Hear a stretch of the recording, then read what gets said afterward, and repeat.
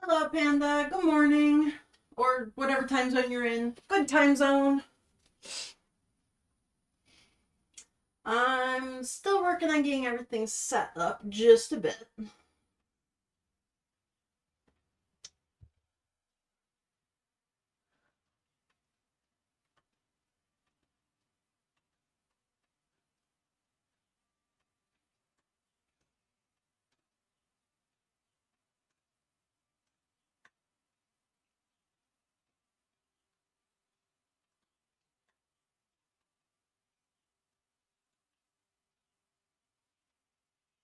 Okay.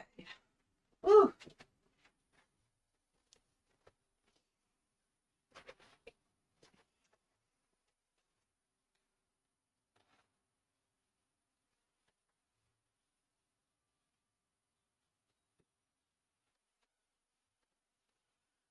Okay. I'm a little bit behind starting up today. Ooh. Good luck with the internet. I've had no end to all my different internet issues while trying to stream. I thought I had really good internet up until trying to actually use it for things.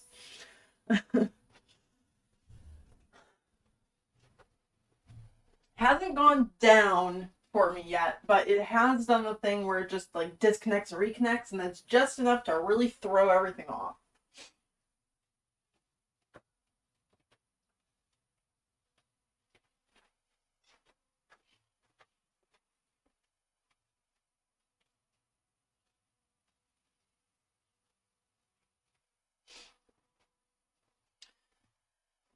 Okay.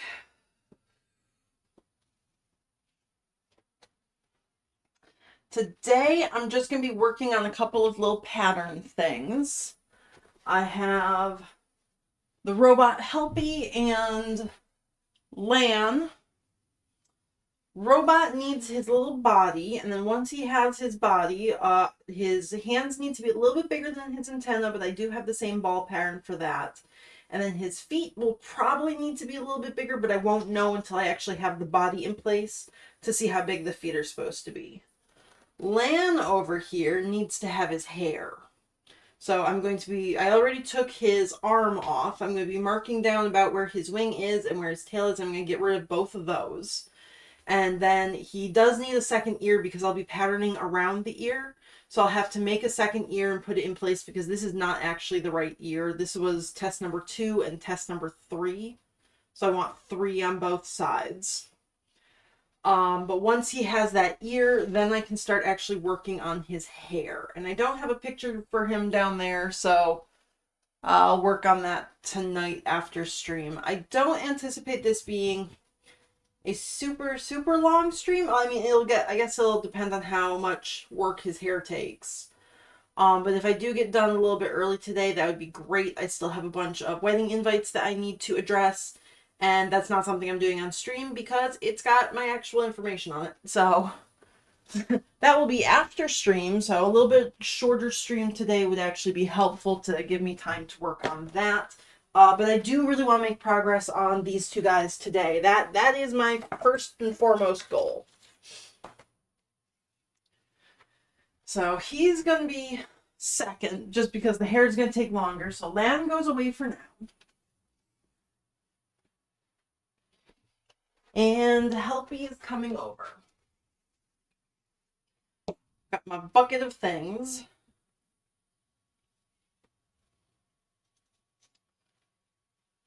So I did get the feedback I was looking for on him. And let's see, that was ball version 1, foot top version 2. Let me make sure there's nothing else. Let's see.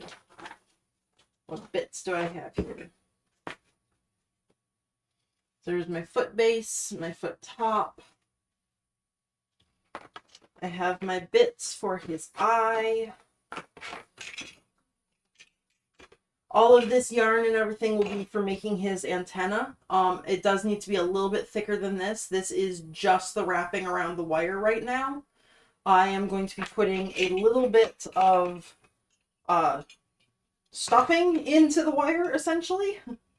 So with that, what I do is I actually just use this thick, chunky yarn, and you take your wire before it's all wrapped up first, and you just pretty much wrap up the wire, and then that's when you then go and wrap it. So it just makes it a little bit thicker while the wire still is like flexible. Nothing changes about the wire itself.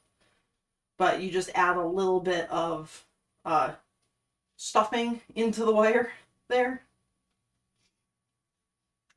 So I'll be doing that. I'll be wrapping up the wire and then making the wire covering with the Kume Himo disc. I'll be doing that later on. I do have a light gray for it as well as a dark gray. His arms are going to be a lighter gray. His antenna is going to be that darker gray there. So that'll be good there. But that's a later thing. That's going to be once I've gotten the whole pattern down. I also have the color for his eyes, which is going to be a very blue-purple, so like this blue-purpley color. So one of his eyes is going to be that blue-purple, the other is going to be pink. So I took purple fabric, and because I still had the blue dye set up from Land's hair, I just dunked them in there for about 10 seconds, and it came out a little tiny bit blue. So it's a little bit closer to the actual color. I do need to still like brush out some of these little fuzzy bits there. But that fabric is good there. It's all been rinsed out and ironed, so it should be good to sew onto his eye. I've got his face there. The ball for his hand, this is for his antenna. The ball for his hand is going to be just slightly larger than this. So I'm not actually going to make that today because what I want to do is take this pattern piece, trace it onto, or put it into the computer, trace it, and then print that out onto another little piece of paper. So it's just slightly larger, but I have all the same angles, so it still makes a perfect ball shape like I've got here, just at a slightly larger size. I do need to make the foot, which I'm kind of happy with the shape of the foot. I might want to reduce some of the curve here. But I will check that out later. I want to make his body first, because if I make the body and then it turns out that this foot is perfect, then this pattern will work. So there we go. Body first, and going back over to my messages with the customer. Pull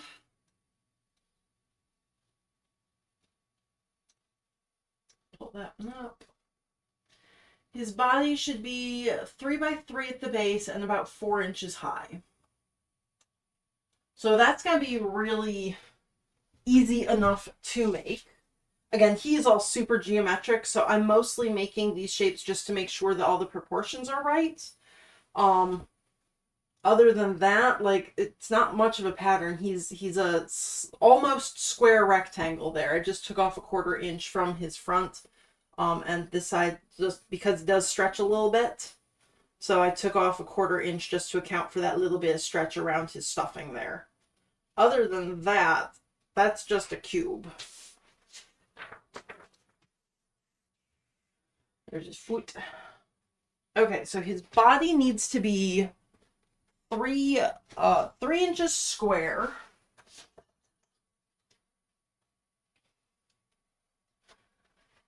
And 4 tall. Okay, so let me grab a ruler real quick. No, this ruler, actually. Yeah, we're gonna go with this. This is my square ruler. And I think I'm going to draw along this edge. Here we go. Actually, let me put my seam allowance in.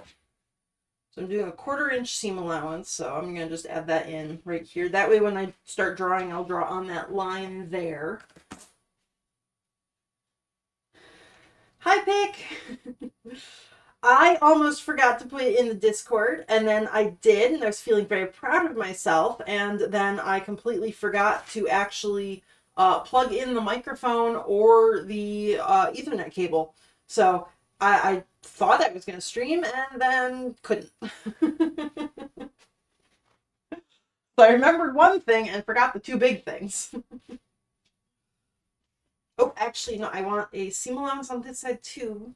So I drew a line that was 1.5 inches in because his body does need to be 3 this way and then 4 up that way.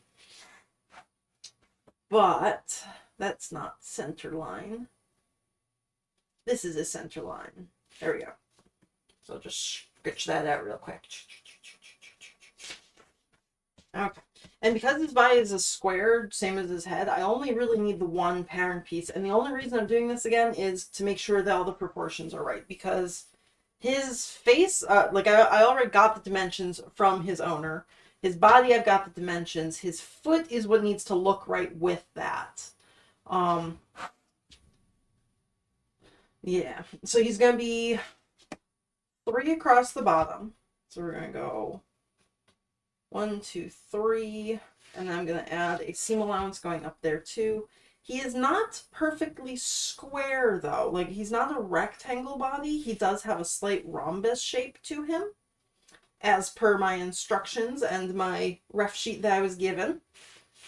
So I could just go straight up and give that, but what I'm actually going to do is up at the top here, I'm going to put him in to a little bit. I'm going to just add one more in on each side. And just make him a very, very slight rhombus shape here. So there we go. And then we're going to go 4 inches up. 1, 2, 3, 4. And I'm going to draw all the way across. Okay.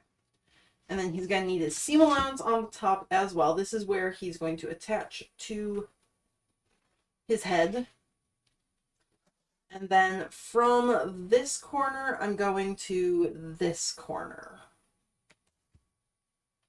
So I'm going to just put a very slight angle in.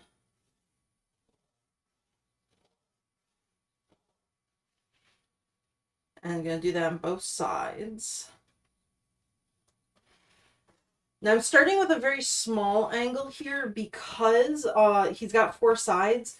All 4 sides are going to pinch in. So whatever changes I make, or whatever like shape I make here, kind of gets exaggerated into a plushie. And then depending on the stretch of the fabric, it then stretches back out to unexaggerate. So I'm starting with something small just to see how that works. If I need to, I can go farther in. If I need to add something in a different direction, I can do that as well. But for now, we're just going to do it that way. Add in my seam allowance on that curve again.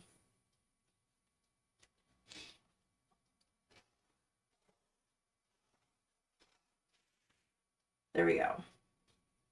So that's the body shape I want for him. I'm going to cut that out of the paper, and then I need 4 of those and a base for him. He's going to have a 3x3 base. So actually I'm going to do that as well. Up seam allowance on these edges.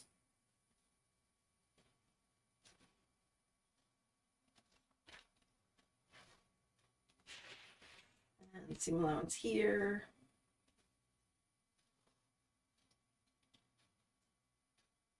And 1, 2, 3.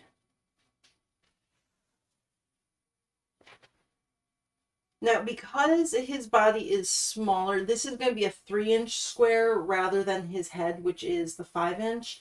I'm not going to actually take off any shape from him. He's going to just be 3x3.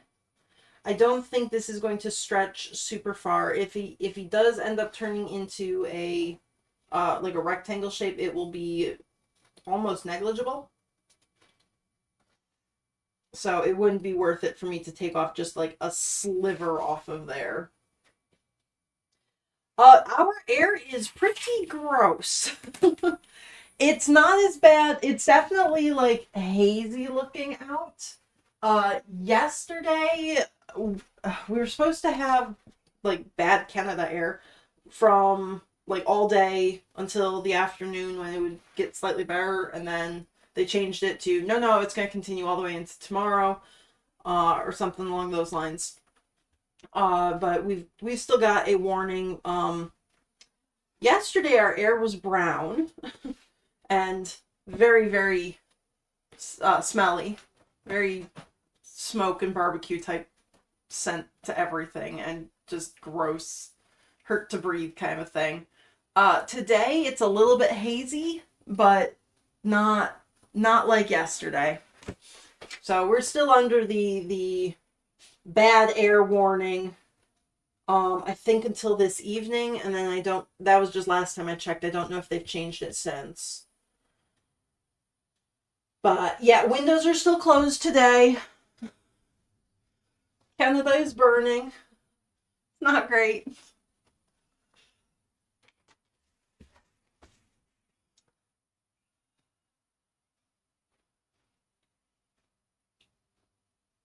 Oh no. Tomorrow's just as bad. Ooh, that's not great. Yeah, I don't know what tomorrow's supposed to be. I was just pretty much looking, well, yesterday I didn't know that what was going on in Canada until my mom made a comment about, yeah, her whole place was super hazy and brown. And usually whatever weather she gets, we get a few hours later. So I was like, "Oh, what's going on?" Looked it up, and it was like, "Oh, yeah, no, that's really not great." And then sure enough, we did get her air just in the mid afternoon. So I looked that up, and I looked up today to see whether or not I should be opening the windows, and it's like, no, you really shouldn't. I have not looked up tomorrow. I lost my paper scissors.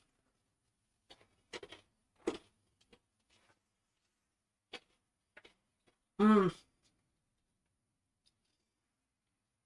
Yeah, James has asthma too, but it's not usually triggered that way. But he was okay yesterday. We do have a couple of air purifiers that run constantly anyways, just because of Rabbit. Oh, shoot, yeah, Mr. Moose. Whoops. Well, he has a human name. Mr. Moose.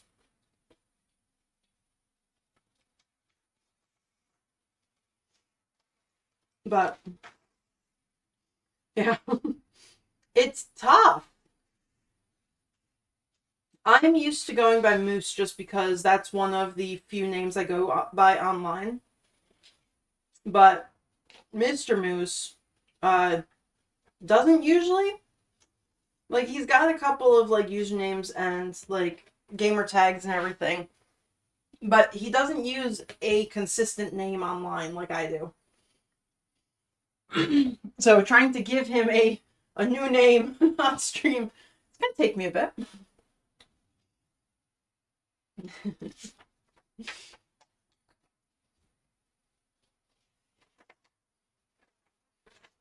Oh yeah, Judith. Yeah, that's just super easy.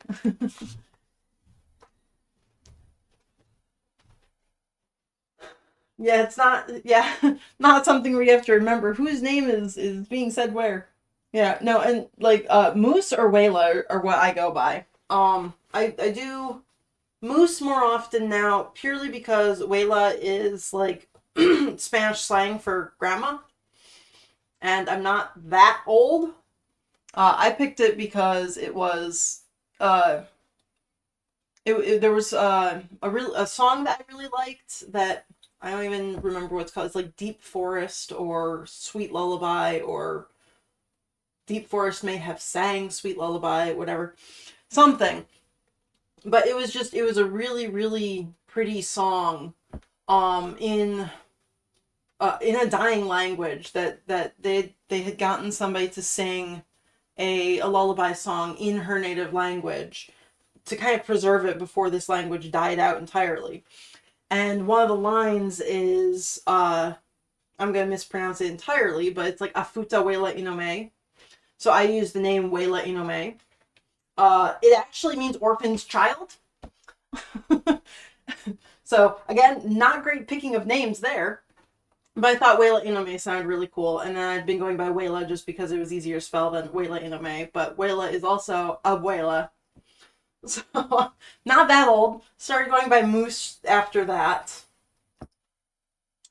When I was 13, I used the name Valaruka online, which is the Balrog in Lord of the Rings.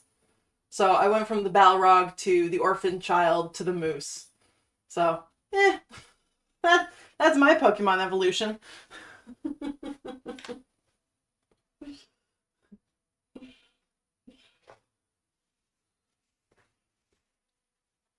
Depending on who's talking to me where, I'm still very much Wayla or Moose.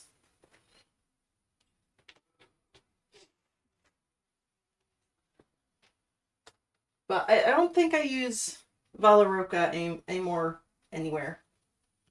It used to be on Neopets, but that account got banned. It's my second account. Oh, Wayla is mostly on fan trolls because I haven't done I haven't done anything with my fan trolls in a while, but I used to be really big into Homestuck. I don't know how I got banned on Neopets. I had been playing for like 2 years, and I finally got a Drake egg. Like, I was ecstatic. I had found a Drake egg, and it was like, hell yeah, I'm gonna hatch this Drake. And then the next day, my account was banned. So, like, 12-year-old me or something was like, it's probably because I'm underage. I shouldn't fight this. And I remade a new account with, like, this time I was 13 kind of thing. So I have had that account, and that's the one that I play on now, but I was so upset. And I only got I got a new Drake egg like 6 months ago or so. Well, there was no way they should have known that I was underage playing Neopets. Like, I started playing Neopets when I was like 11 or 12, and you had to be 13. But, like, I didn't talk in the forums. I put my age, like, I was actually 13. So little tiny me was somehow convinced that they had, like, spied on me and found out that I was too young, somehow. So I just made a new account.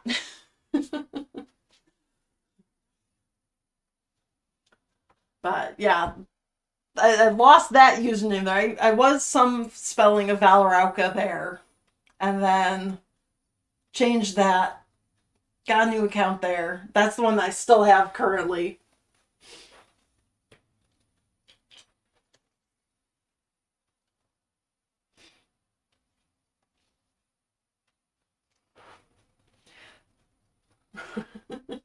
Yeah.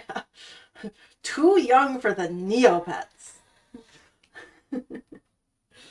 But I have a Drake egg now, but I also feel weird that, like, my 4 Neopets that I currently have, they're all basic colors and everything. I never, like, decorated them because I was just so upset over, like, not having my Drake egg. It was like, well, I'm not gonna put any effort into this one. And then I kind of fell in love with their basic colors, and it feels weird to change them now.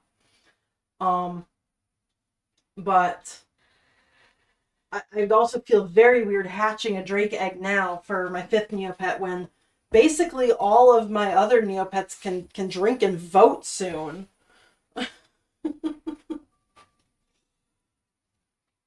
I think Neopets actually started off that it was, like, marketed towards college kids. So it would kind of make sense at the very beginning. But, like, by the point in time that they were, like, super popular and had all the toys in Happy Meals at that point, they were definitely meant for kids and definitely under 13 kids. Yeah, I think if I'm remembering my Neopets lore properly, I believe they actually started out as they were supposed to be for like college kids who had to leave and they couldn't have pets in the dorms, so they could have like a little online pet instead because they had to leave their pets at home. And one of the pets was literally just like a human man named Bruce. And that's the penguin that they have now, but it used to be like a human man. And they had to change some of them for that reason. But like that's why the penguin's name is Bruce, because it was literally just a dude named Bruce. So it was not a very super serious site at the beginning, but then it got really popular and uh they completely changed what they had till now. I like the penguin a lot better than the person face, whatever. They had a couple of weird things like that.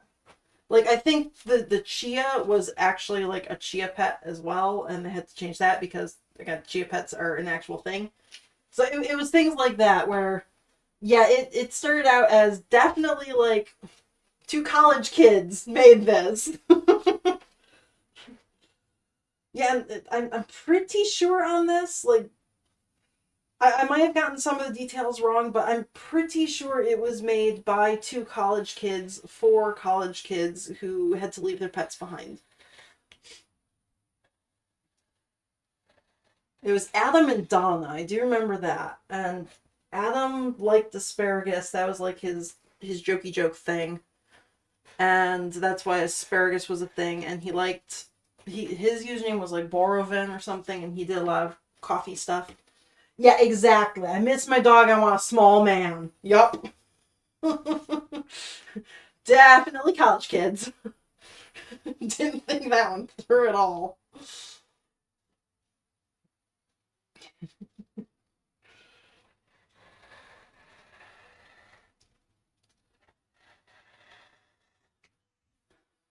Oop, oop, oop, I missed one. Okay, there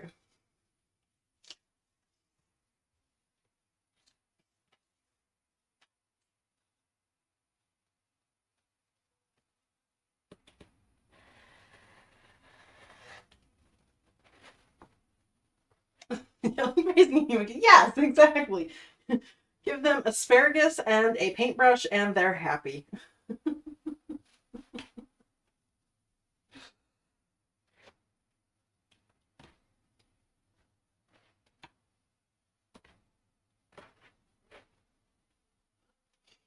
Oh, that reminds me. My pets just got back from the hotel recently.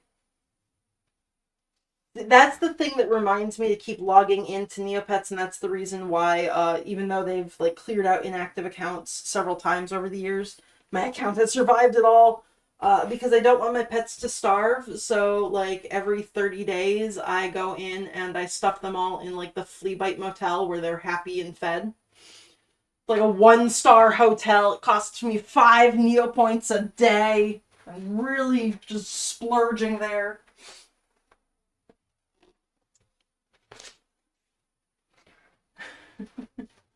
That and during December when they have their advent calendar, I do go in most days to grab the advent things just because I like them.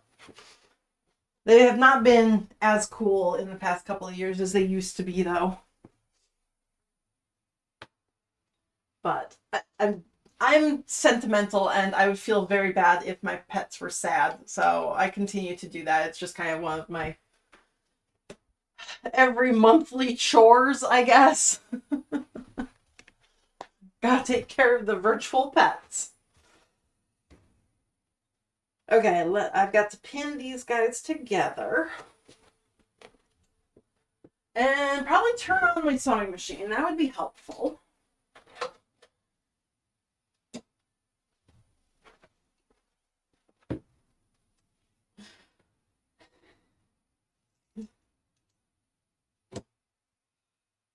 Yeah, I have a Galert, a yellow Galert. So he's the dog with the very skinny whip-like ears and tail.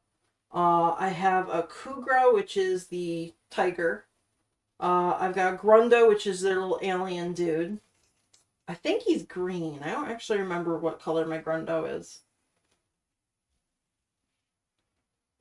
My little alien man. And then my last one is the Zafra, which is no way it's supposed to be. Part kangaroo, part something else.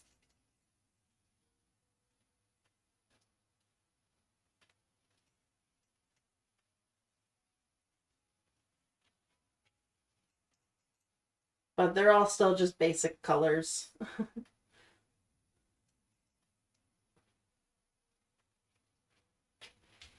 Okay, those two are there. I'm going to sew them together and then come back around and sew all four of them together. And then once I have basically a tube, then I can add this to the base and turn it into a body. For now, I'm going to be just stuffing it with my regular stuffing, but because, again, he is a very geometric shape, he will be eventually stuffed entirely with the batting that I've got in here. I will need to trim it down to a little bit of a shape, and then I have other batting for his body. That will also get stacked, and then because he's got that slight angle there, if this angle works out, I'll have to trim off the edges, add a little angle there.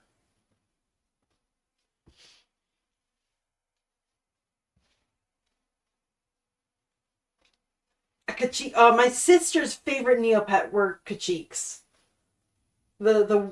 Kyrie or something like that. The guys with the mohawk hairs, yeah.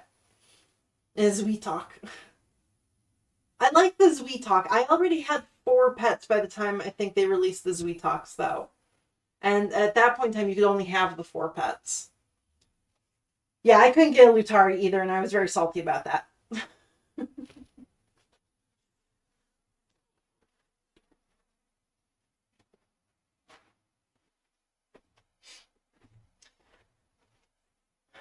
Okie dokie. Oh, cool.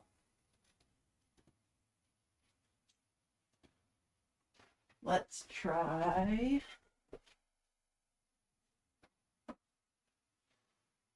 Yes, there we go.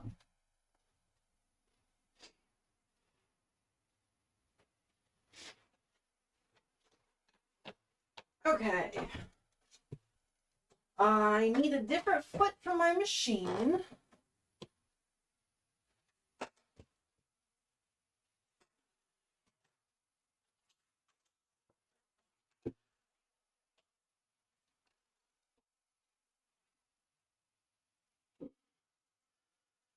And thread.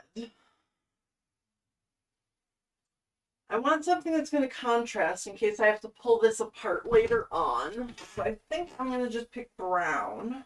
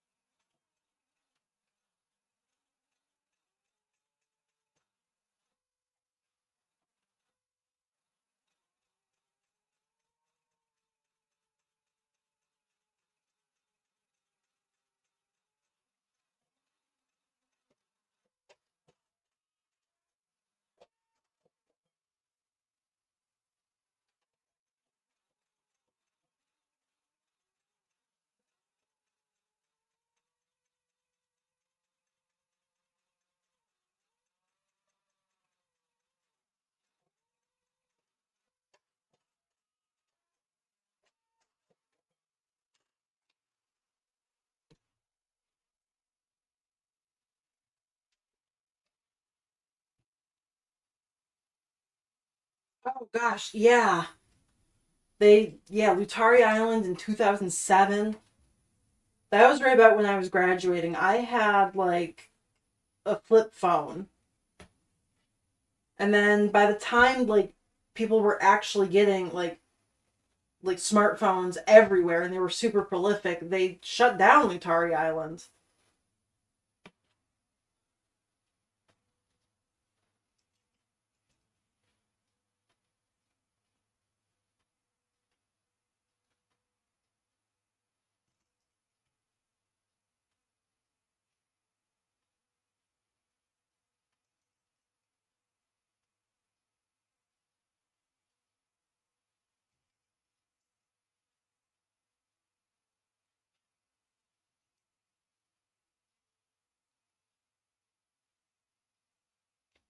Why are you making mushy peas, Panda?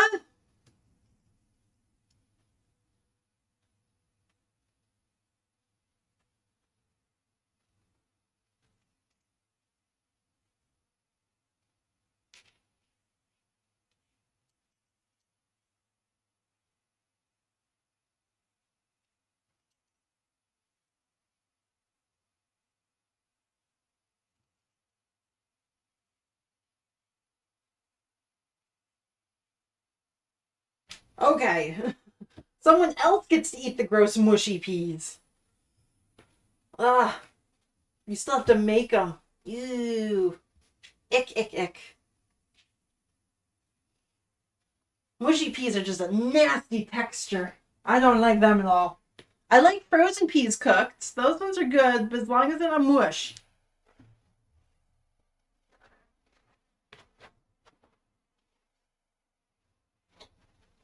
Mm.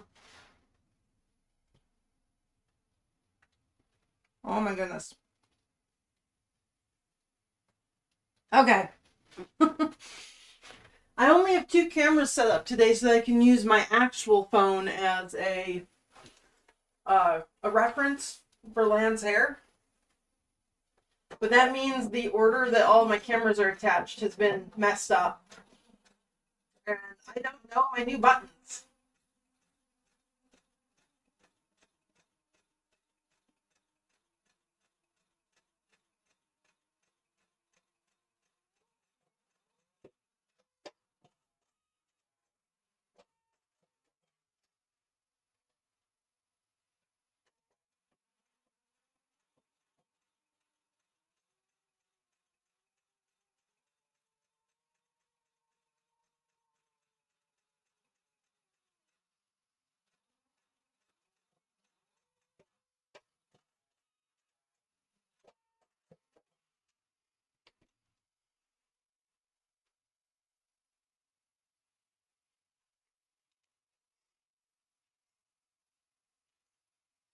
Does your boyfriend's dad just like mushy peas, or is it just like he has to eat them because he's older type thing?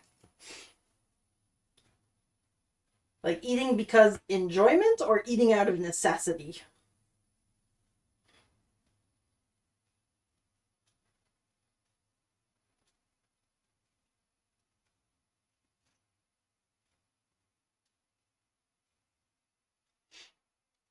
For this piece here, now that I'm putting the bottom on, I'm just lining up the corners first. And then I'm going to sew the two opposite sides on, leaving the other two open for now. That will just give me the best chance to line up everything perfectly. And I know this is just a test pattern, and I'm going to rip this apart for the fabric later on. But having it as perfect as possible is going to give me a good indication of what the actual real one will look like later on. So I do want to be kind of precise on this. And it doesn't take that much longer to actually line things up. So that's what I'm doing. And when I sew it, I'm not going to sew this side up. I'm actually going to sew with the two sides there. Because I don't want to sew over the seams that I already did on the side here. So essentially I can see where, well, you can see on one side where the thread is because I used brown. The other side is a blue that matches almost exactly, so that's annoying. But I'm going to sew in between those threads. I'm not going to go over the edge. I'm going to just kind of lock it in place right there. That way, when I need to go to the next side to attach it, I can kind of swing this corner around out of my way. So that's a sewing tip. When you're connecting points together, just go up to your lines. Don't go all the way over them.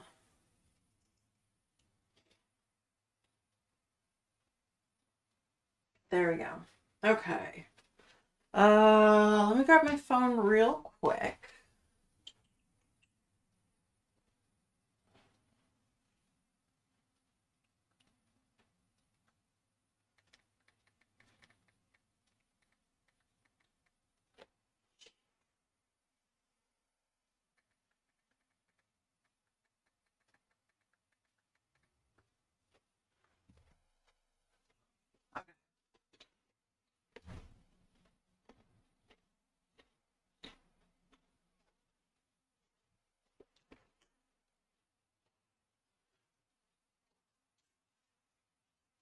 This one up.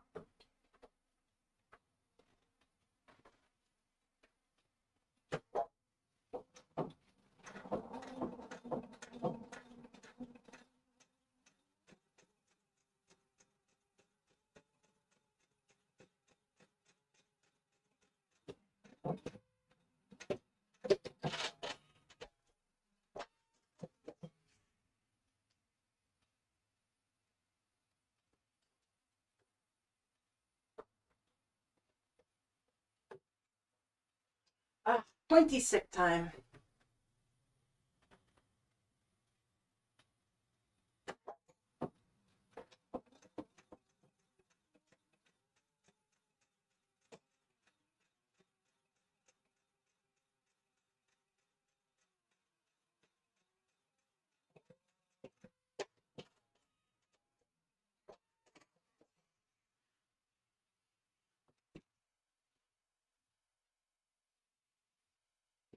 Okay.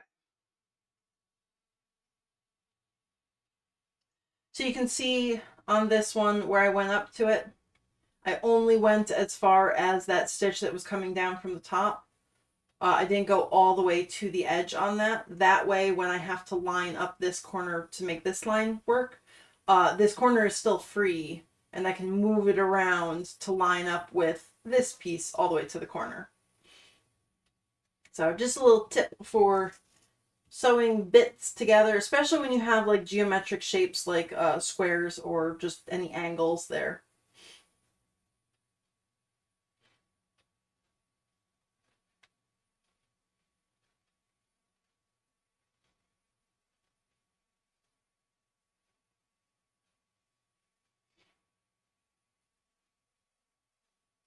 Yes, there'll be a test later. Make sure you take notes.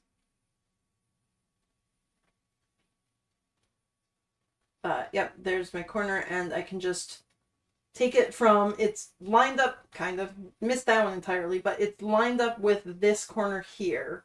And I want to line it up with the other one, so I can just take it and kind of rotate it into place, and that corner lines up with that top corner there.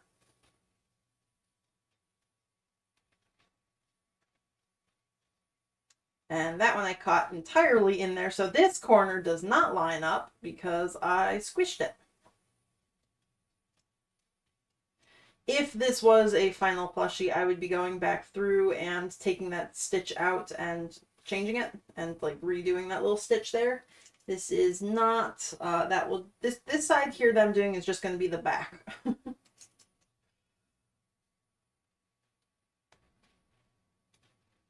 We'll hide all that problems while I make this guy.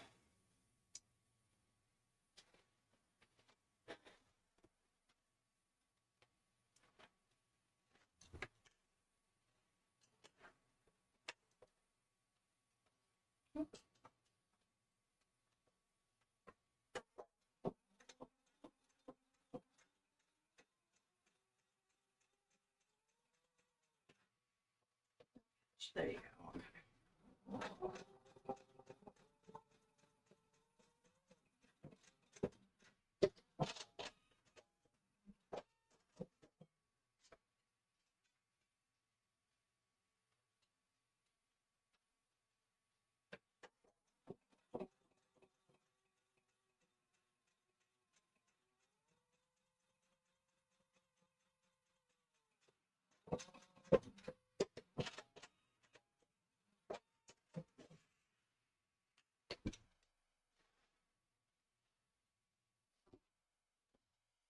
Okay.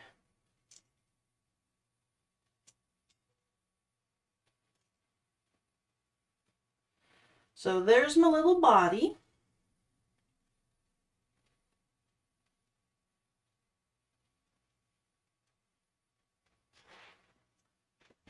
And for now,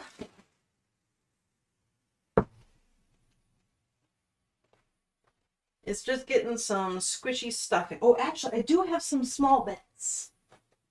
Hang on, let me grab my small bits. Yeah, okay. Because my little small bits I can use to kind of support the shape. And then I'll stuff in the middle of them for now. That one's a little bit too big. Let me see. Can I small bit that one? These little bits are going to be what tethers the antenna down to the head. But for now, they're going to go in the test body. Let me see. Gonna fold down in half and see how well that works.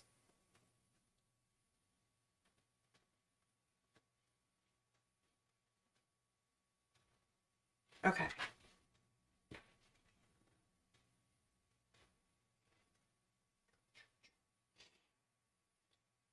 I sometimes remember to do my dailies on Neopets. Mostly I just go in every month to make sure that my pets are at the hotel. But my account is very old and I don't want to give it up.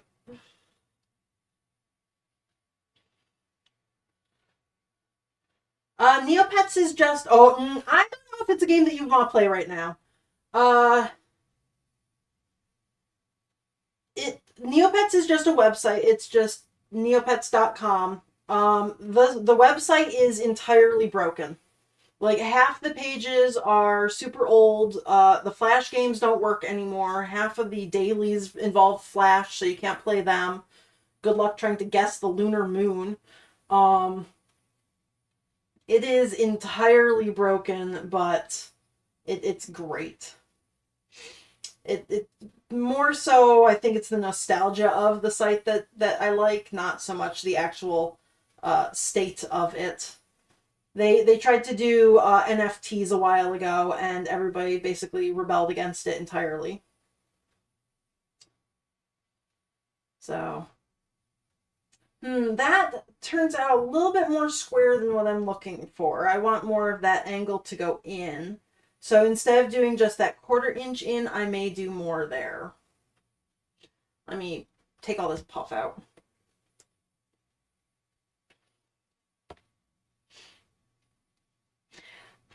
I could never figure out the games on Neopets. I do not have the reaction time for half of their games, so I played just a couple of them to make money, and I was never good at it. So I'm still very, very poor by any Neopian standards.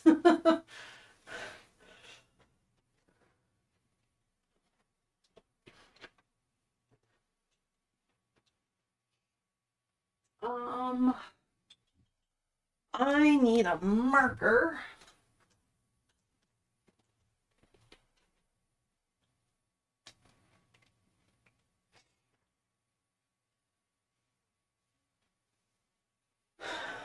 I stop by for the omelet and my free jelly some days. I do have like bookmarks to all of the functioning dailies still. I don't know if it takes me just 3 minutes though. It's more like a 15, maybe 20-minute process. So I don't.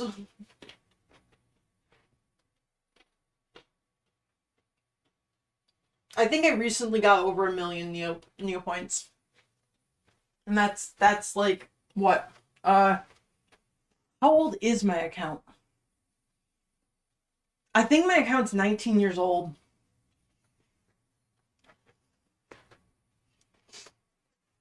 I'm gonna have to check.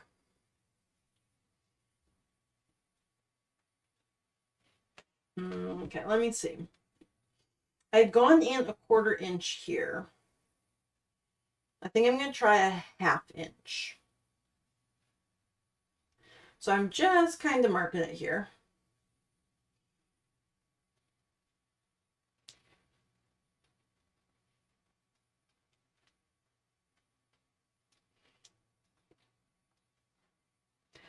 I never figured out Food Club.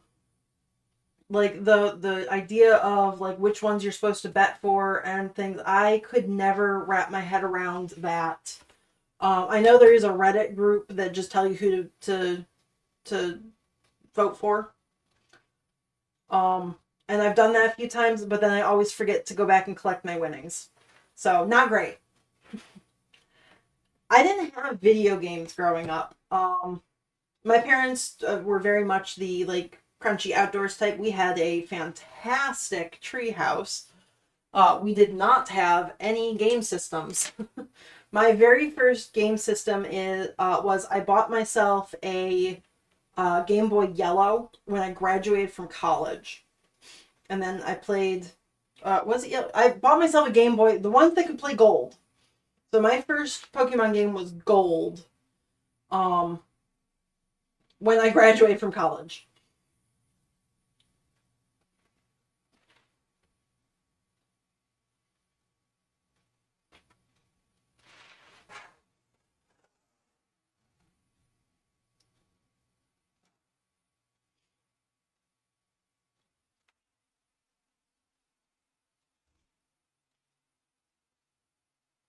Betting only when the groups have 13-13-2 odds.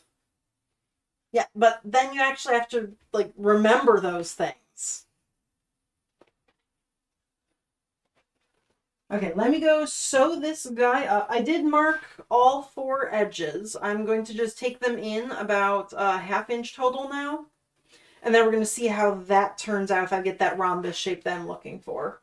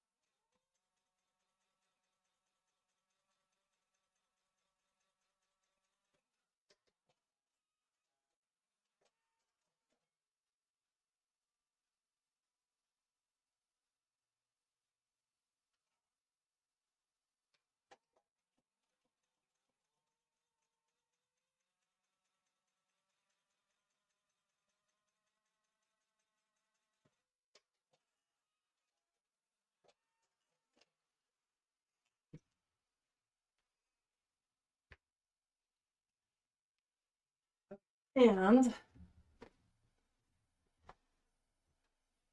before I come back and restuff that one, now because I'm curious, I have to actually find out how old my account is on Neopets.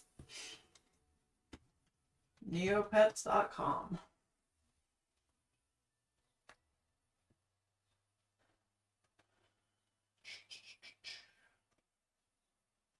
Oh, the Altador Cup is underway. I've never once participated in that.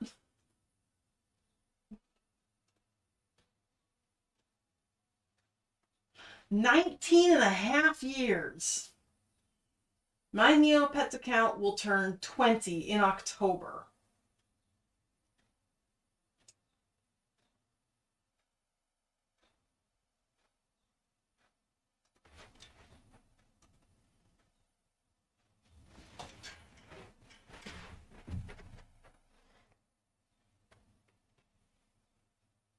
Oh, I like The Sims. I would play The Sims. That was Sims 2 was the last Sims that I got to play though. But I would like to play The Sims again. I did enjoy that. I like building the houses, and then I wouldn't really play the families though. I did a lot of house making.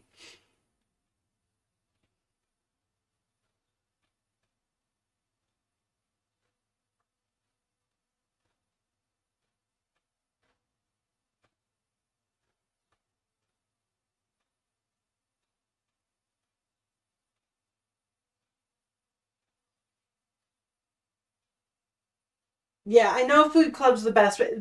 The best way to make money from food club though is to remember to go back to the site the next day to collect your winnings. And that's the part that I don't remember to do ever.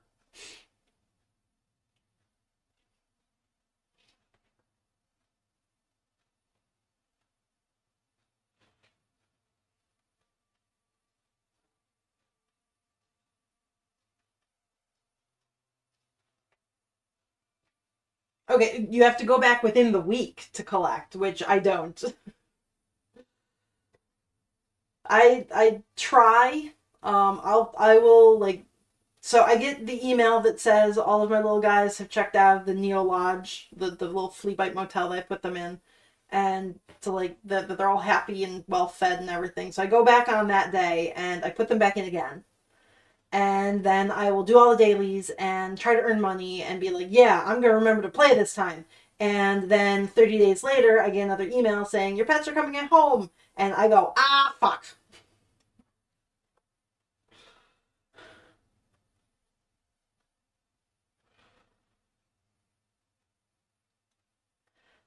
I do play Dragon Neopets almost every single day though. That flightrising.com, which is not exactly the same as Neopets, but I do like the first thing I'd ever did online was like virtual pet games. My very first job ever was drawing art for a virtual pet game. I helped found several pet games. I was like the starting artist for several of the little games. Um, I don't think any of them are still around anymore. But like that's kind of my intro to the internet, and I still play them a lot. So I have a Dragon Neopets account still. And recently there was a new game that just started called Lore Wolf, LOR Wolf. And that one's been chewing up a lot of my evenings because they have great dailies that reset it's just tasks, and as soon as you finish one, you get another one. So it's just like, damn, I can just play this forever. It's terrible. It's a time waster, and I'm spending a lot of time playing a little dumb wolf game. I love it.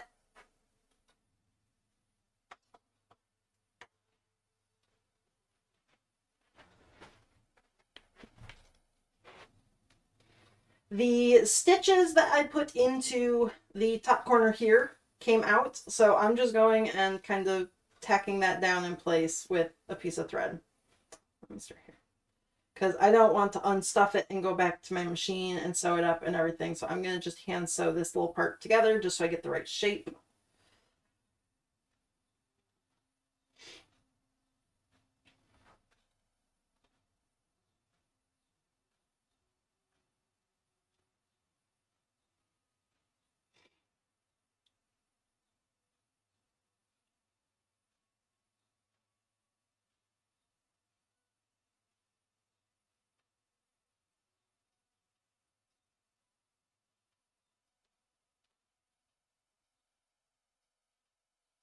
Okay, there we go.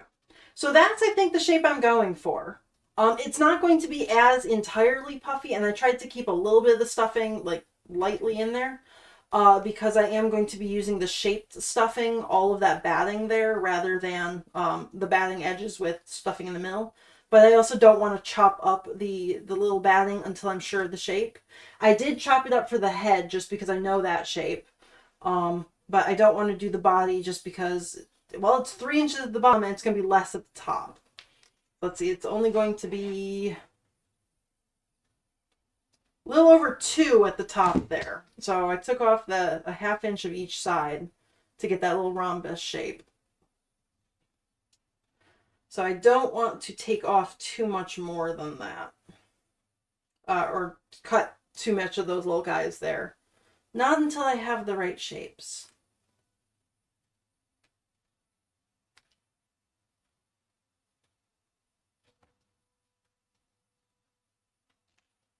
Okay, so that's my little guy there. Tie a knot there.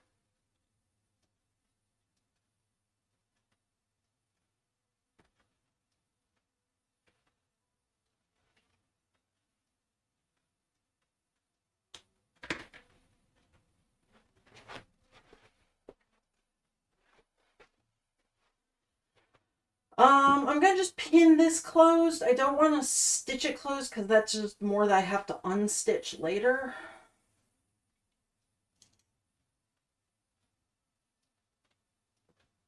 Ouch. First stab of the day.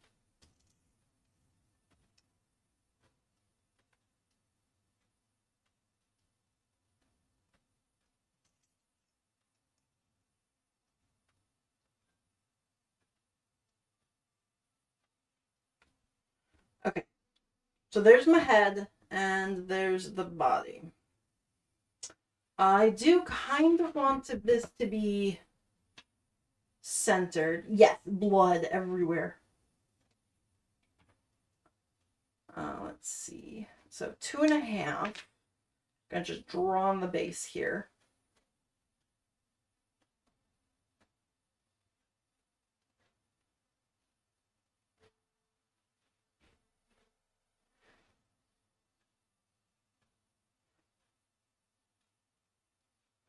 So I'm just taking my bottom seam lines and putting the 1 and the 5 on each side of them, and then drawing the little line at the 2.5 point.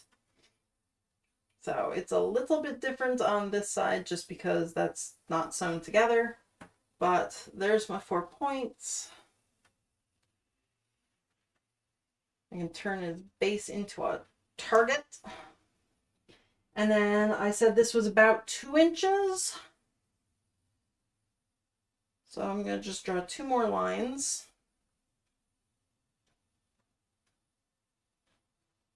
Approximately.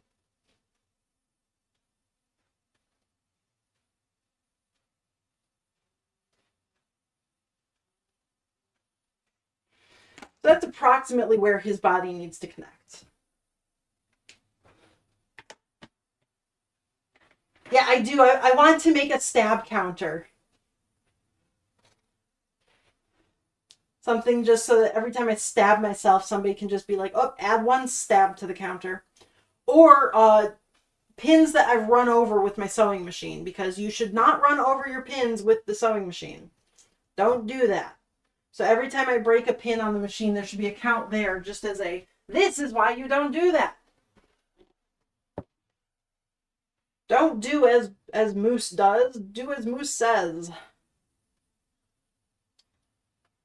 And do not run over your pins. Pause and take them out as you sew.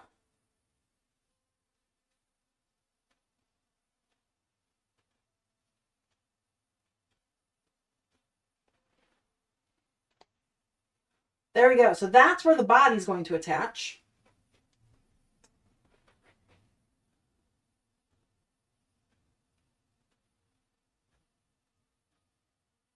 Oh, do you know how to make a stab counter?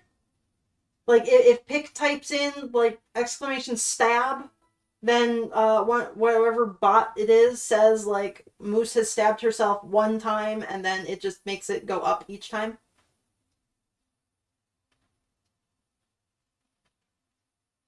Yeah, death counter for stabs. Yes, exactly. Hopefully not a death counter. If I die while making plushies, I have done something terribly wrong.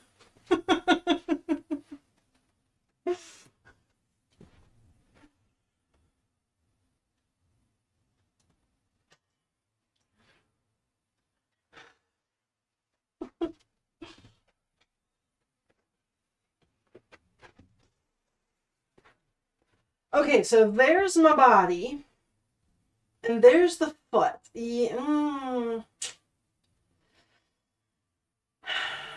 I think that's a little bit smaller than it was in the reference. So I'm going to try and make a very slightly bigger foot. Before I do that, though, I am going to modify this pattern because I do like the shape of that. That looks good. So I just want to take off another little bit off of each side here. I'm going to do, let's see. It was right about there.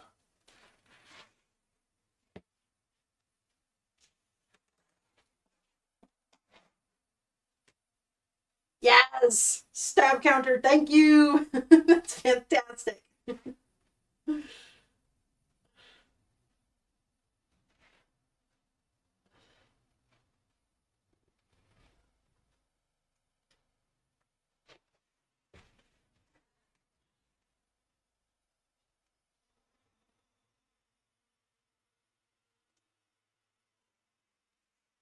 Okay, I have increased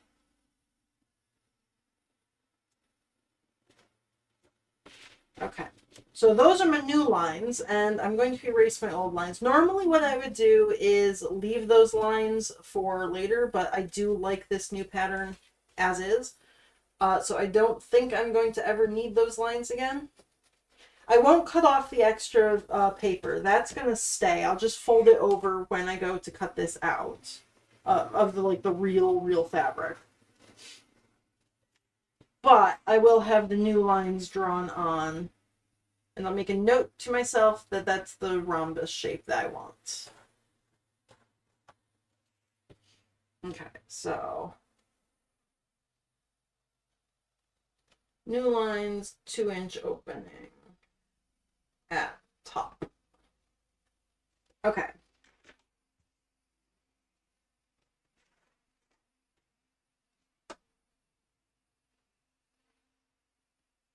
The actual opening in between those lines is from the 7 to the 6 3/4 there. So it's only 1 3/4, not the full 2 inches. But again, Minky does stretch sideways, so everything that you make, you kind of have to account for that stretch.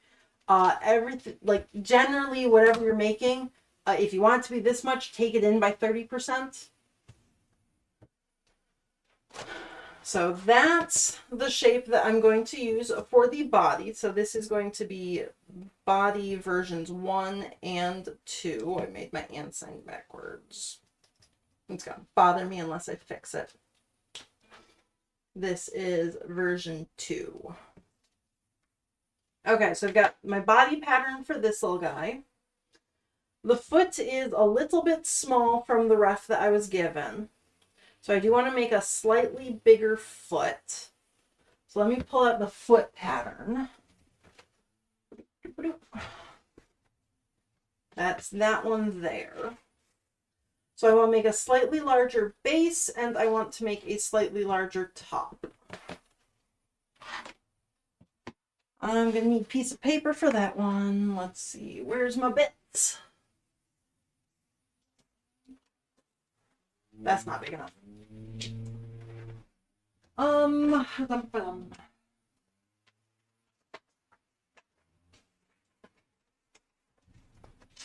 That'll work. Okay. Okay, I'll see you later, Panda.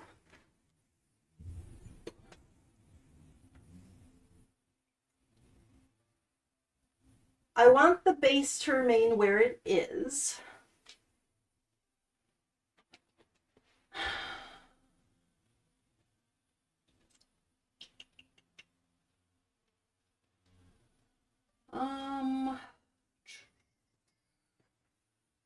I might just trace this out first. Okay, so there's half of my foot pattern. Actually, I might make this I'll make 4 pieces. Instead of doing half and half like this, I think I'm going to just try 4 pieces. And I don't want it to be as extreme. I want a little bit of a straighter line on them, because this one here, it just goes up and then straight over. I want it to be much more rounded there. So I'm going to take off some of the curve to make it just a slight bit straighter.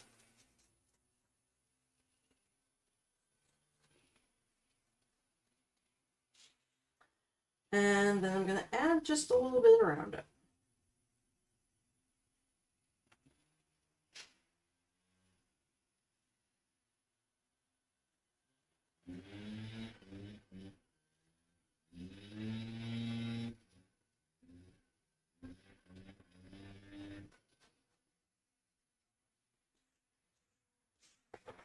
Okay, so I'm going to see if that shape works. The circle base is going to have to be bigger. Let me trace that one out. Hopefully I've given myself enough seam allowance there.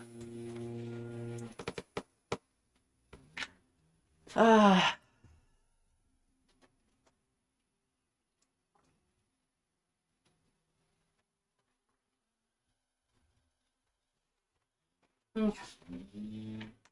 I'm gonna cut this guy out. Tool over there. And then I'm going to walk this around the circle and see how much bigger it actually needs to be.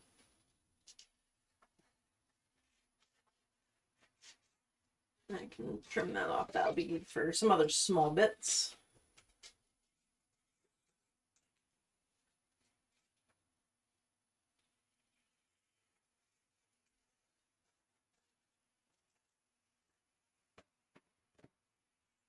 Now, keep.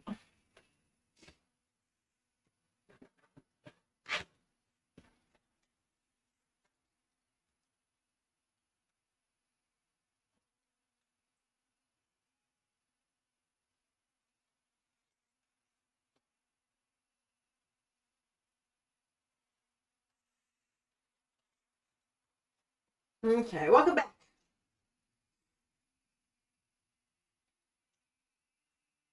If I start here and I rotate the pattern around. Ah, it only goes to there, so this has got to be a lot bigger. So let me add maybe this much. Oof. Let's see.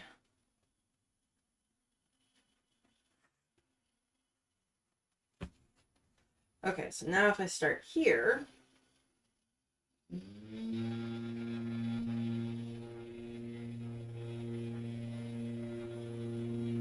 that is almost exact. Okay, so it just needs to be a very slight bit bigger than this.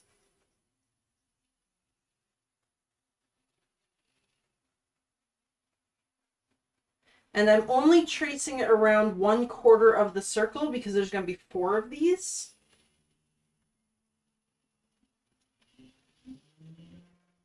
So one of these feet bits are going to go around each quarter of the circle. Go over. Okay. That's pretty darn close. Okay. So I'm gonna fold you over.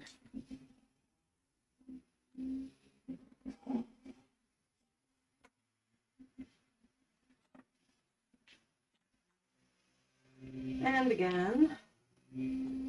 This is just like when you make paper snowflakes, where you cut one bit and then unfold it into a snowflake, except for this is going to be the world's most boring snowflake because it's just a circle. You're going to make some notebooks? What does that mean? Like, write in notebooks or, like, actually make them with, like, paper and binding?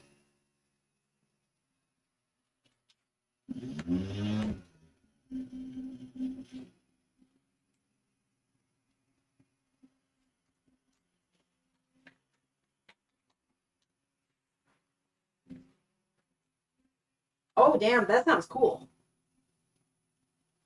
Oh, no, my corners, my circle's missing a bit. Ah! Let's see. Here's some garbage. I need a little bit of tape. Where's my tape? Oh, by my embroidery machine. Okay. Oh, let's see. Is that a good curve right there? Yes. Okay. We're doing that. I'm going to fix the missing part of the circle with a little bit of paper.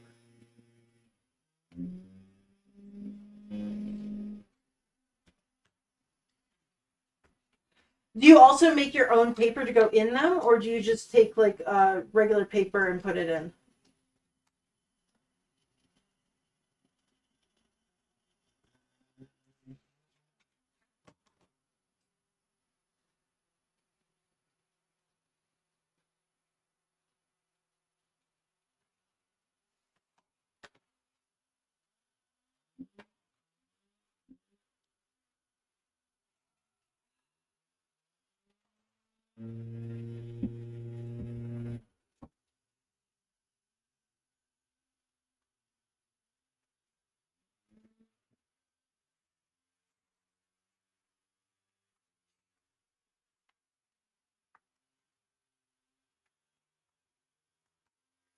this is what I make. This is the closest I've ever gotten to making like an actual notebook. I make notebook covers, and well, I made past tense notebook covers, and then I never actually put them anywhere online. But they're literally just a vinyl or like a faux leather that you put a little notebook in. So I didn't make the notebook at all. I bought the notebook and then just put it inside of a cover. But that's as close as I've gotten to ever making a notebook. And someday, eventually, I will list these online. I made them with the intention of like going to craft fairs with these because people at craft fairs tend to like useful little things more so than they like the little stuffed animals. And these are much cheaper for me to make than little stuffed animals because most of the work here, this is all just done on my embroidery machine. All I really need to do is cut the piece to shape, put it in place so that it's in the right location and not going to have like the bits coming off the edges. It does the entire decoration, and then I flip the entire thing over, put these bits in place, and then let it do its outline, and it's done. So it's very little actual work for me to do. The design was the biggest part. That took the most. Um, but then it turned out that the first well, I went to a Pride fair, the Pride Fest that had like people selling stuff, and they were asking for completely original stuff, nothing based on fandom. So I was like, oh, okay, so I'll just make some original ones, and then I ran out of time to do so. And then the current place I'm selling things in person, they don't do anything that would be like copyrighted or trademarked or anything like that. Like it all has to be your unique stuff as well. So I was intending to put these guys up online to sell, and I'm lazy and just haven't gotten around to it yet. So I'm not really like making a notebook or binding it together or anything, but I make covers for notebooks.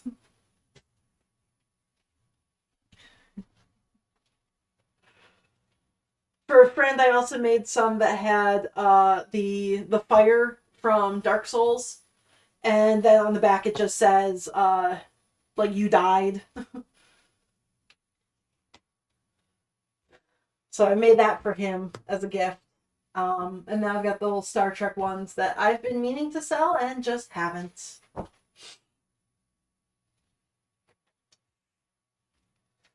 Where did my other foot top go? I kind of right. Yep, there it is. Okay. So I'm gonna label this one foot top version 3, and this is foot base version 3.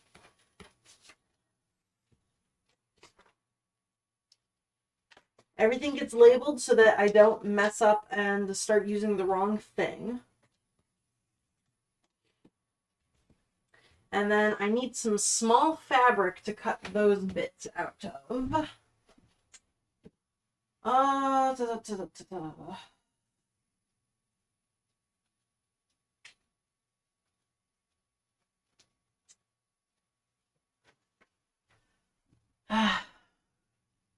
I'm about ready to start tearing apart the bits of land that I'm not using.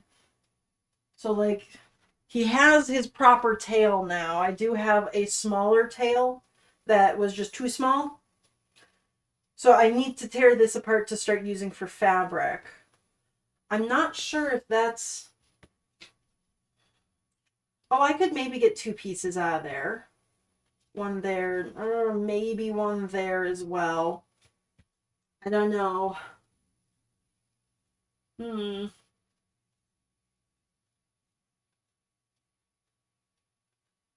Tiny notebooks. Like, how tiny?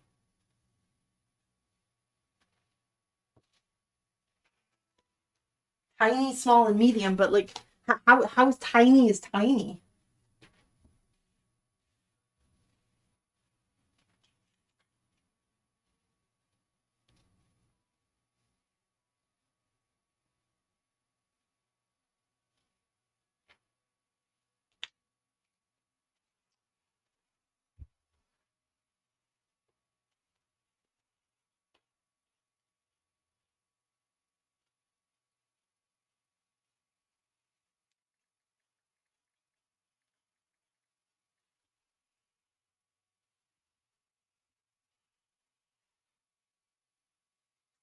Earring size. Oh my goodness.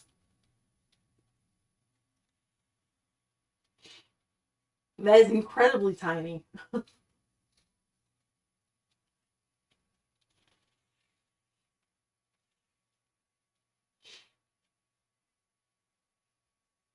Okay, there's that.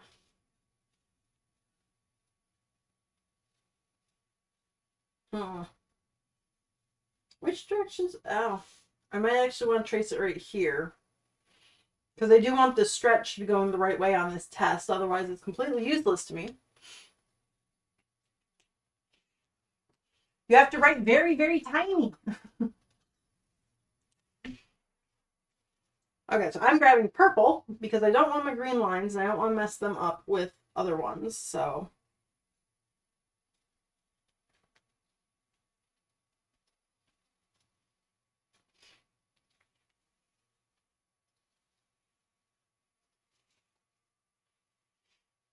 I'm going to put that one right there.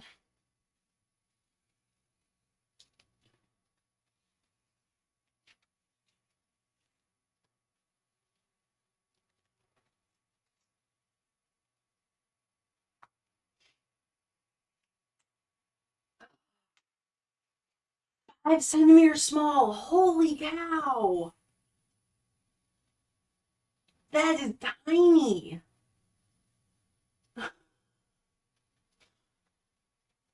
Like little square ones? Like that is so tiny.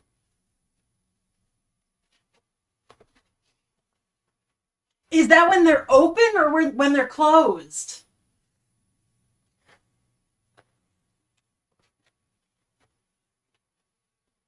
Because it's when they're open. That's even itty bitty tiny smaller. Okay. Okay, so you can open them up. Okay. That's still so small. Oh my goodness. See, I have a problem with notebooks. I love them, and especially like a little tiny notebook like that. I would love to own that, but then I can never use them. Like I always want to save them for like the perfect opportunity, and so I collect them, and I have like 4 or 5 notebooks on my shelf that I've never drawn in once because they're just too perfect to use for the wrong thing.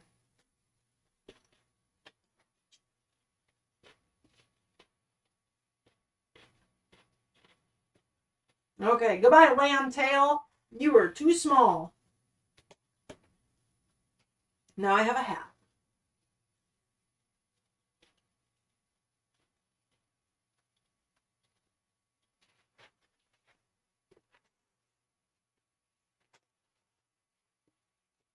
Ooh, or a shark fin.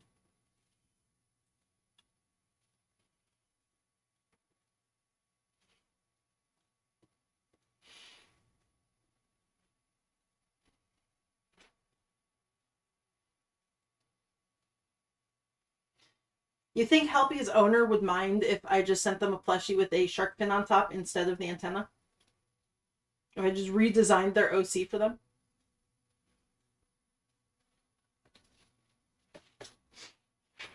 There.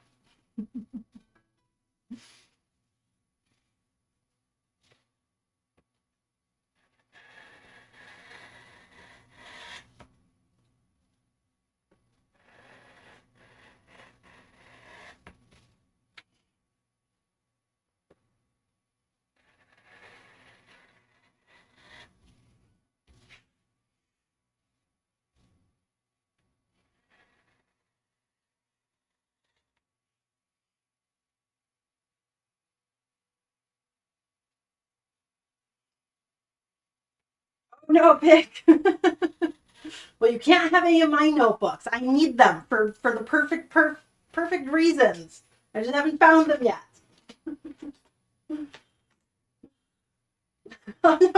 Notebooks with the monitor stand. Nice. That's resourceful. Okay, there we go. Those have a little bit of drawing on them just because they were a tail. But that won't matter because I'm just using it for Shark Helpy's foot shape. I do need fabric for the ball of the foot. Ugh.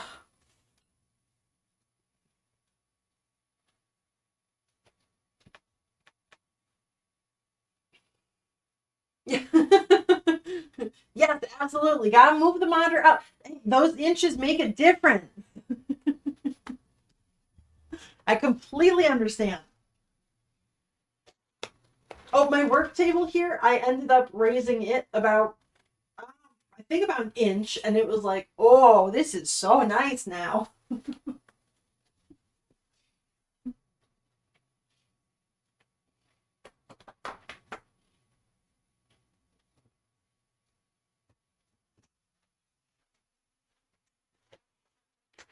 I'm gonna see if I have any scrap fabrics.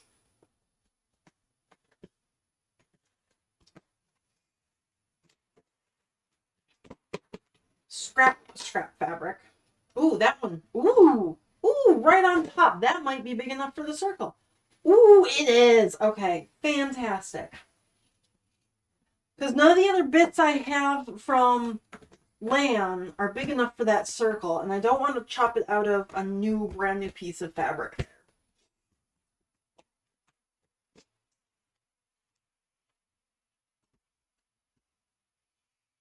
No, I need my notebooks.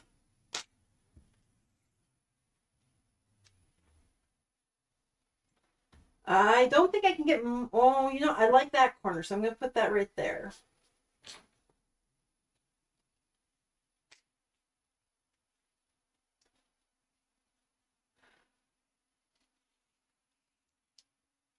So I've actually found, well, for the most part, like my daily planner and my uh planner for like the Dapper Moose Studio type stuff.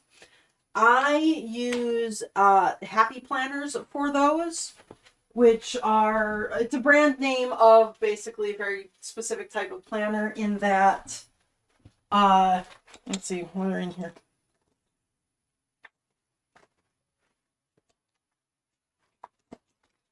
Let's see, this one's probably better. It's a notebook. Whoops, that one has addresses on it. That all of the pages are just connected with those little mushroom looking shapes so that they pop out and back in place fairly nicely. That way I can then go through and add things in like bats, how long they take me to make, different things. The Star Trek notebook cover, I have a full price out for those ones so that I can keep track of all of my different projects in here. Other things that I've made. Oh, there's the potato when I was working on potato. Oh, there is, let's see. Yep, the cardboard plushie that I made for the same person who owns Helpy. I include those things in there so that I just kind of have all of my fabric bits. I have all of my things that I need in here. And if I decide like, oh, actually, I don't want this page in there, or, oh, I need to add something in, I can then just kind of rip them out easily and replace it with something else. So I do have a couple of lists of like things I want to make or anything in here.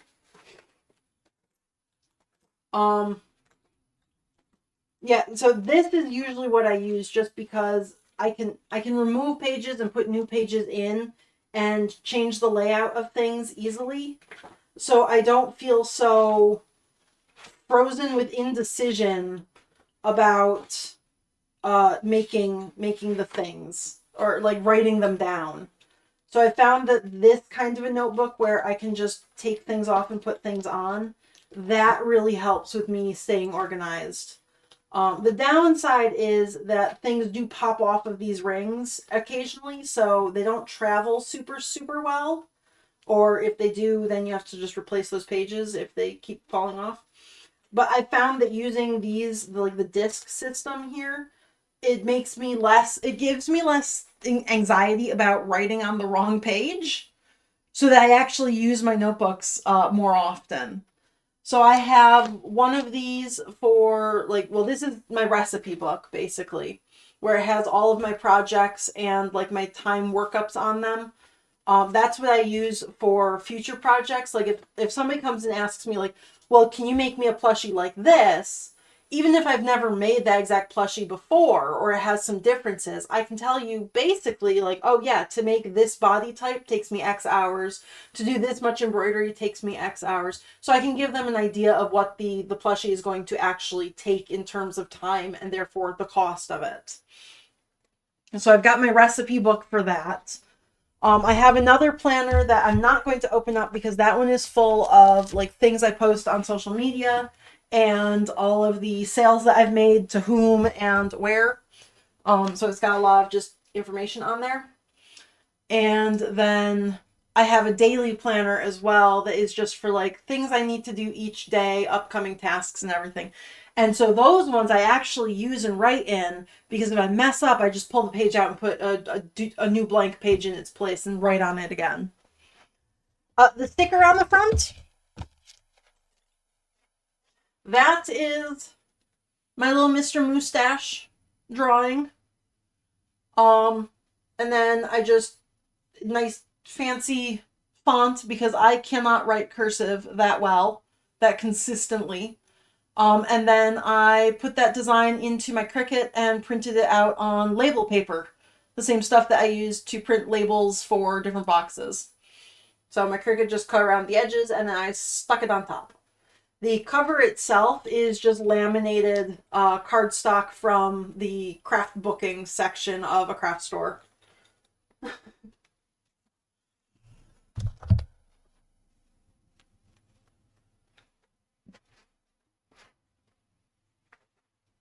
So yeah, it's kind of custom.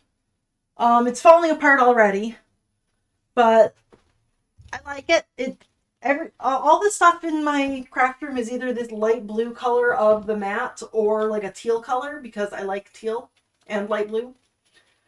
So I have those two. So this one I'm not opening because that's just all my social media and my sales and everything. Um, but yeah, I have the two of these for just kind of tracking all my information. And then all of my receipts and such go into a little folder as well. So they just are that's my paperwork tracking system there. But those notebooks I actually use and I write in. So that's good. But it has to be like the ones with the removable pages on them. Otherwise, I have too much anxiety about messing up or writing on the wrong page and not being able to fix it that I just don't use them at all. And then they sit on my bookshelf and I just collect them and they look cool and pretty.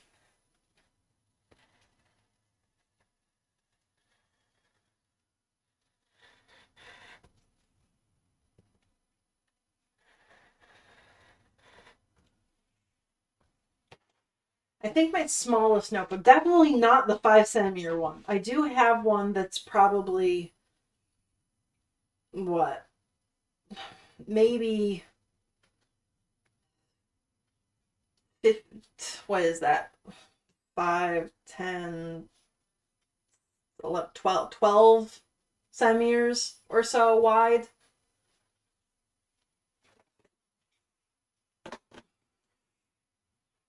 But that's my smallest one. I don't have one that could be used as a keychain. Definitely not.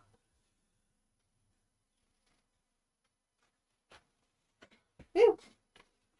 Okay, these, I'm going to pin these, stitch them, then pin them together, stitch them, and then bring them back over to my giant circle, which I think now looking at it is actually going to be too big, but we're going to see. And if it's somewhere in the middle, I will then use both of those to, well, I won't do that on stream because I will have to take that over to my computer. And if I try and do that on stream, my computer is going to cry, and I don't want to make my computer cry. But this will at least give me a good indication of where that size needs to be, somewhere in the middle of there. Oops. Pin.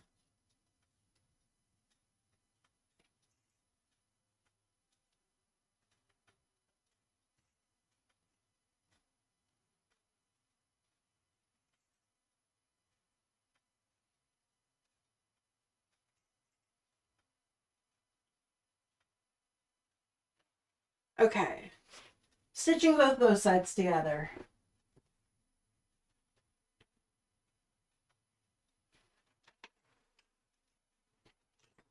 I can still use the brown for this. Oops, pull out a pin. Don't want to do that. I can still use the brown thread for this. It's not going to matter because, again, this is all going to get pulled out at the end.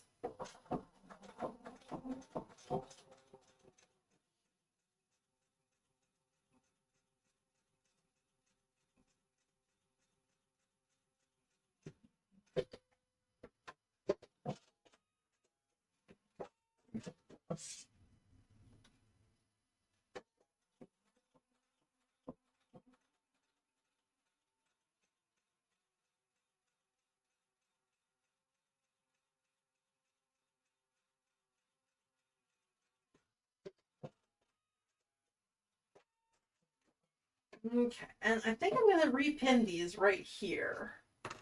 So I'm going to grab a tiny pin bowl.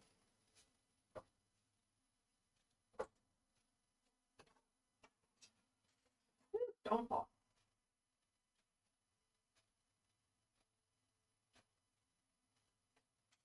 Don't fall. Oh my gosh.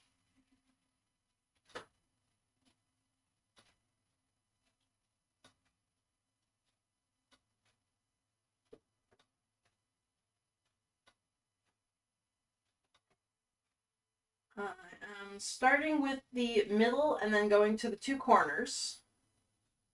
And then I'll pin in between that middle section afterwards.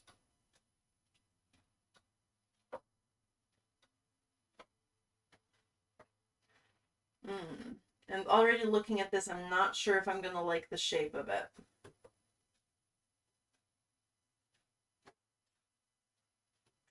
But we're going to see.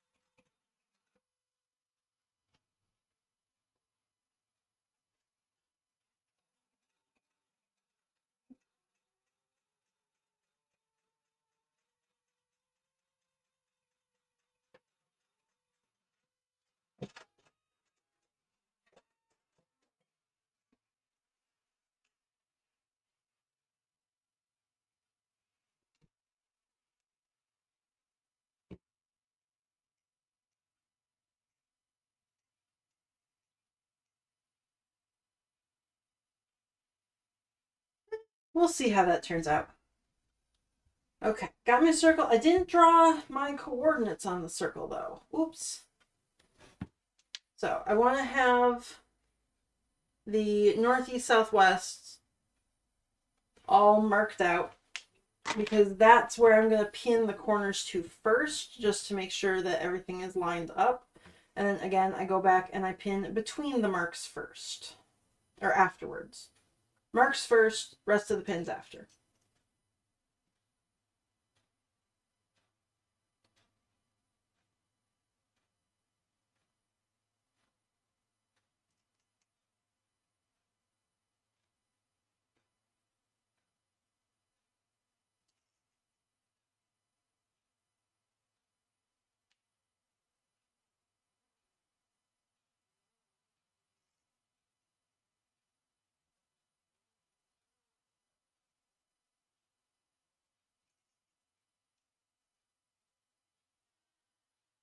Probably 3 pins on each of these sections in between just to keep all the edges together.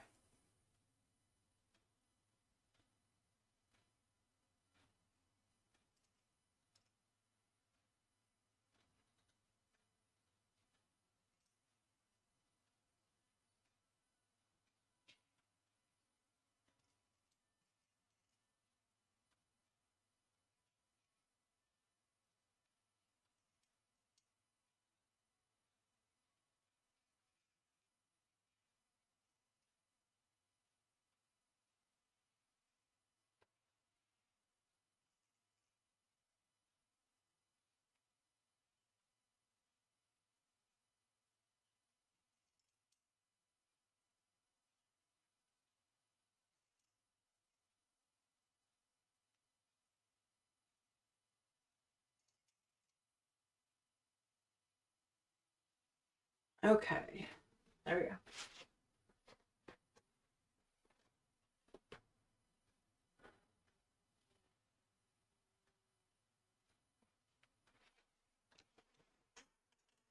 And I have to leave a little gap so I can flip this inside out.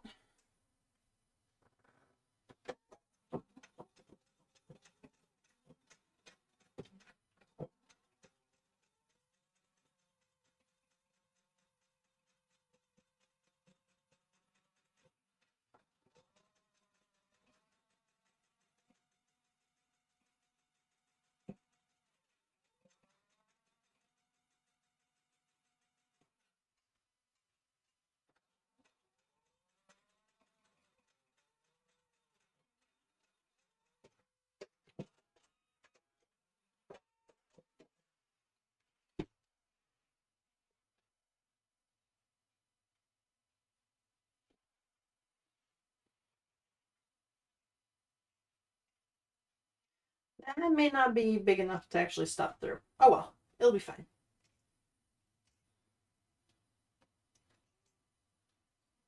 I'm not unstuffing this one yet because I do want to have a side-by-side comparison of the 2 feet.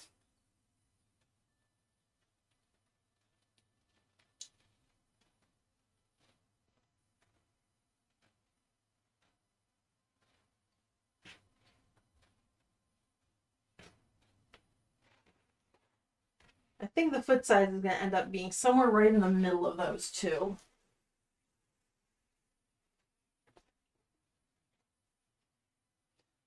And the base of this foot is going to end up being flat. I'm going to put some little stabilizer in it just to keep it nice and flat and sturdy there. Just has like an actual foot they can stand on. So that's why normally if you're making a circle out of Minky, you make an oval because again, it's going to stretch. But this one is going to have a stabilizer underneath it to keep that exact round shape. So I don't want any, I don't want it to stretch at all. I want it to be a perfect circle already. So this is just going to get a light stuffing to give the basic shape.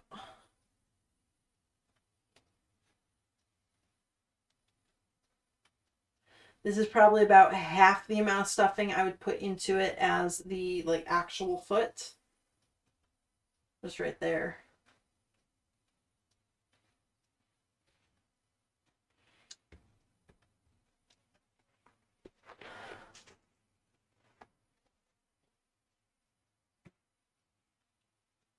So yeah, I think this is going to end up being somewhere right in the middle later on. Just based on the reference picture, I think it's going to be somewhere in the middle of this. This is a, what, 4-inch square or circle, 4 inches across. So what, 5 centimeter across, more or less. And this one is a 3.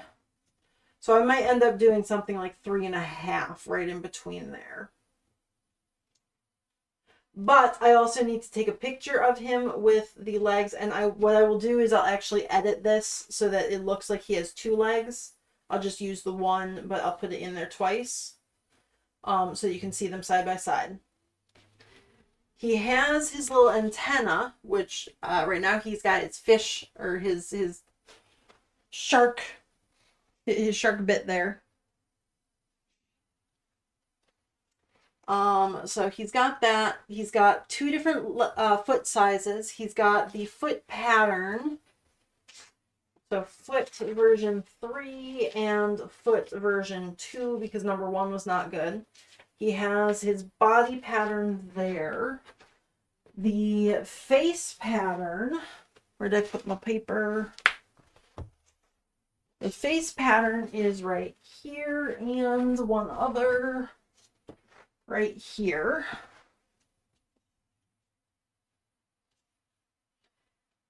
I have the antenna ball and his pattern for the ball. The arm is going to be slightly larger, so I'm going to trace this into the computer and then just increase it by a little bit to make a arm for him there. Helpy is done for now. I will have to come back and uh, probably will make one more foot just to test that one out, in which case I will take good pictures of both of these, see if they're the right size or not. If they are the wrong size, what I will actually end up doing is taking this one apart and then just cutting each of these pieces down. Because I do want the same pieces, I just want them slightly smaller so I can just trim stuff off the edge and then sew it back together. And I'll have that medium right in between foot there. I will take his shark fin off of his head there. He doesn't need that one. But Helpy and all of his bits are going back in his bucket.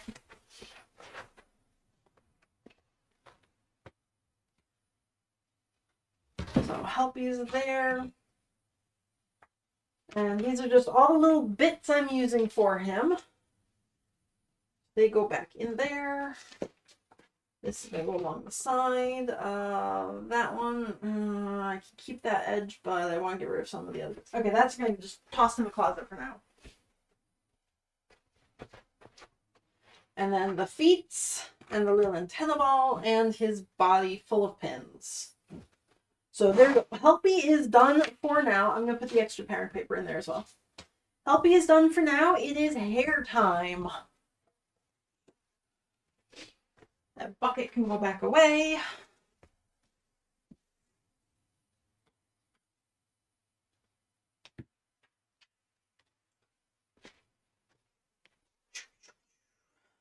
Just cleaning up all my stuff in between.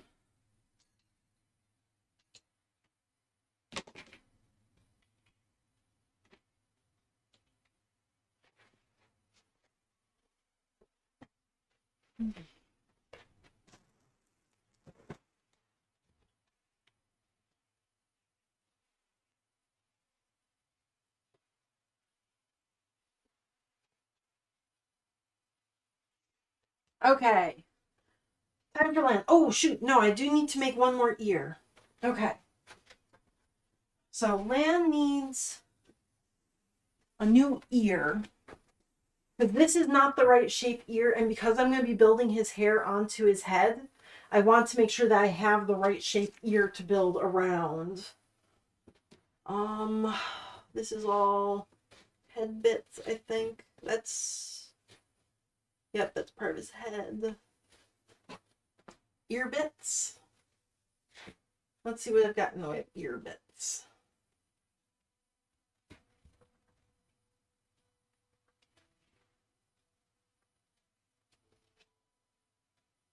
I can rip those open.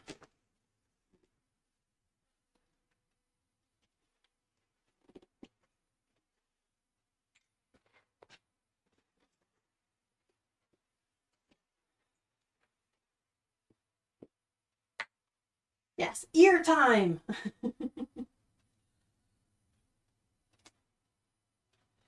So I need to make him a new ear, just so that both of his ears match. I don't think I can use these bits for it, because this is a different shape than those ones. But I'm going to rip open some of his previous ears and see if I can trace the parent pieces out of them. If not, I will probably take one of his other tails. I ended up making him 4 different tail sizes. So we've got one decided. I cut up one for Helpy's foot, but I can cut up the other ones for fabric as well if I need to, because the tail has been decided on. Most of Lan's bits have now been finalized. So that's, now that I'm sure I know which ones I want, I can start ripping apart the older ones. I'm not going to have to go back to them to start building the new ones off of a prior version.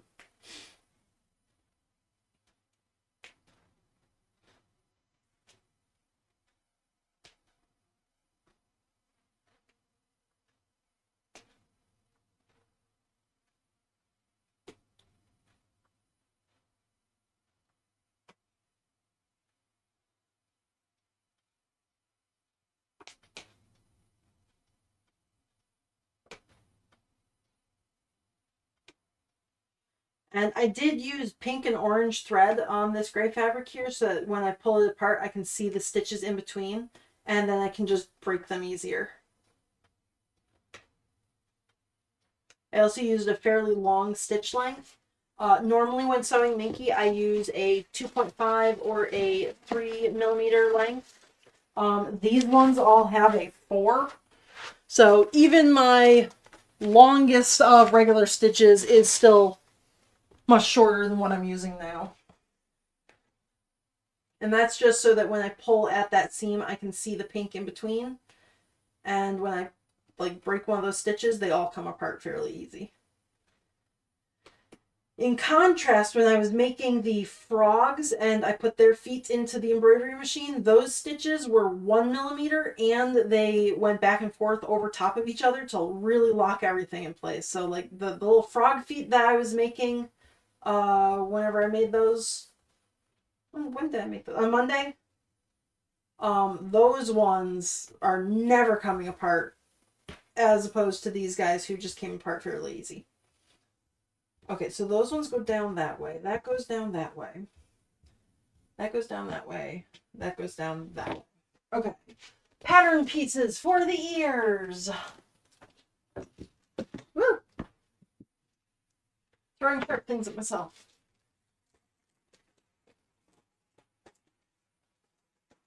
These are my good pattern pieces. Somewhere in here is a tail. Or a ear. Oh, ear 3. Okay, that's part. Oh, ear 3. There we go. That's the ear I want.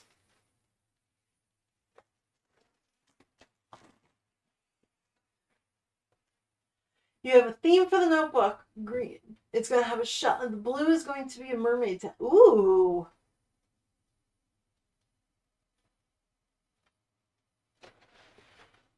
A shell and a mermaid tail and the pink one? Could you do like a sea star? Because I think they're pink. And then that's still kind of going with the underwater nautical mermaid theme.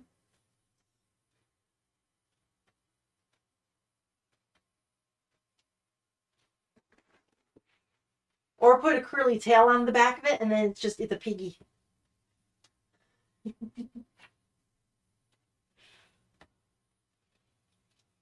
Oh no. I think these bits of fabric are just slightly too small. Ah!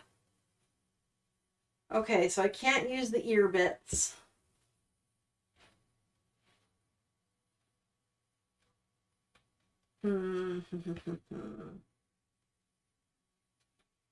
Okay, well, these are all going to get... So, right now, all of these have the lines drawn on them. That's what I was using for the original pattern when I thought these guys would work. So, these are all going to get washed. I just take them over to the sink and, run water and some dish soap through them. And then let them dry. And then those will go back into my pattern scrap bits. This one probably won't, just because I cut a hole through it. So, that one's probably trashed by now. I can cut this guy open, but I don't think it's going to be the right size. It looks too small as well. But it is still a good size to go back into the pattern making rotations.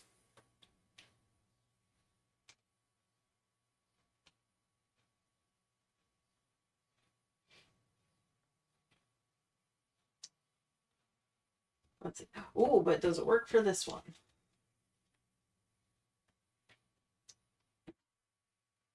Where are you caught on? Oh, I tied a knot right there. Stop that. Okay. Goes that way. That's the top of the ear, so it goes... Nope, doesn't fit down either. Okay, so these are all too small for me to actually make the ear, but they get washed out for other small bits. Okay, who's next?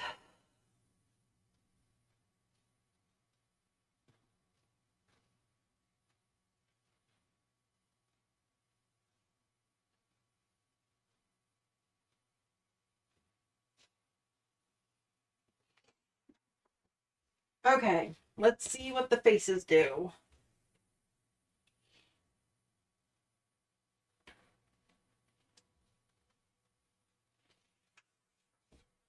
Well, I could get the ear base out of there, or the underside of the ear, like that piece right there. I can get that out of the head.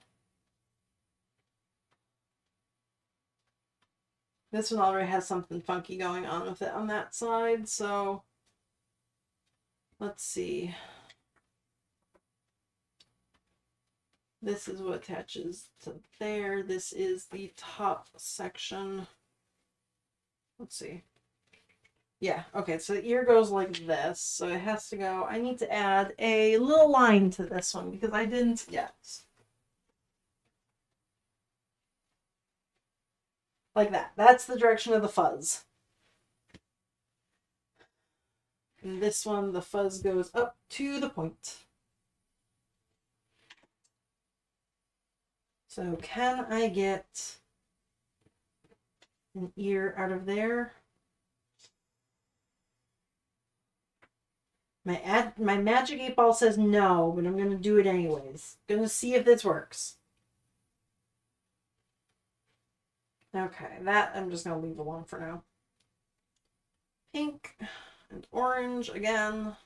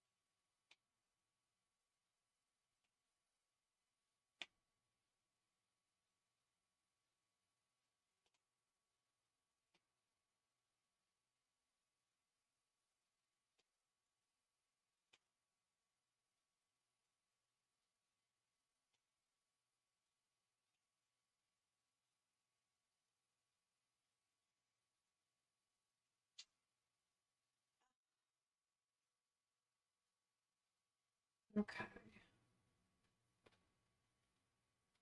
I might have, actually, if I turn it the opposite way around. So now that I've drawn that arrow, if I go exactly in the opposite direction of that arrow, this ear probably comes out of this piece of fabric. Fantastic.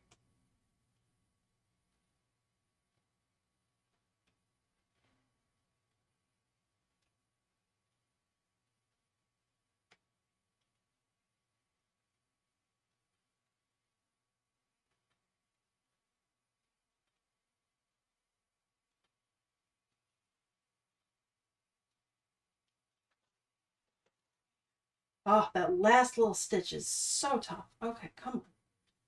Right. Okay, there we go.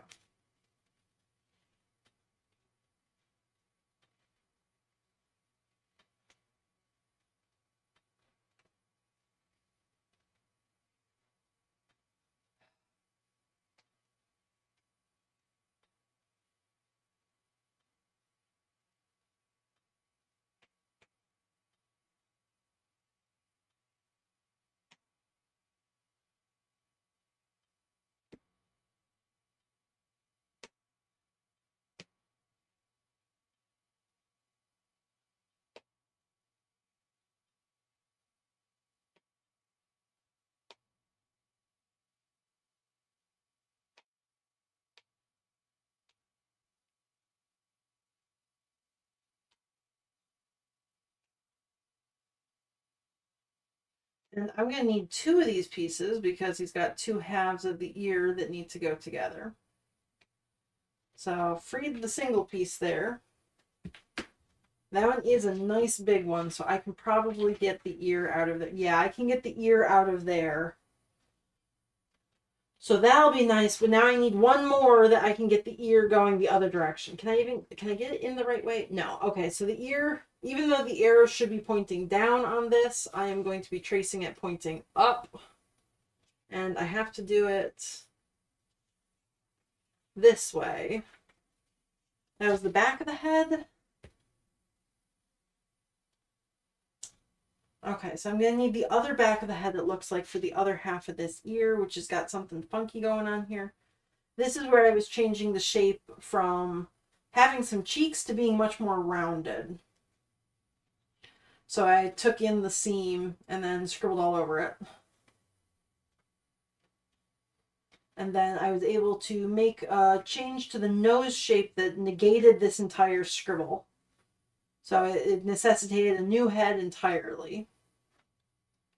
But it was pretty good. And had that shape actually been the one that Land's owner picked, then I would have torn this apart and used that scribbly line as my new pattern.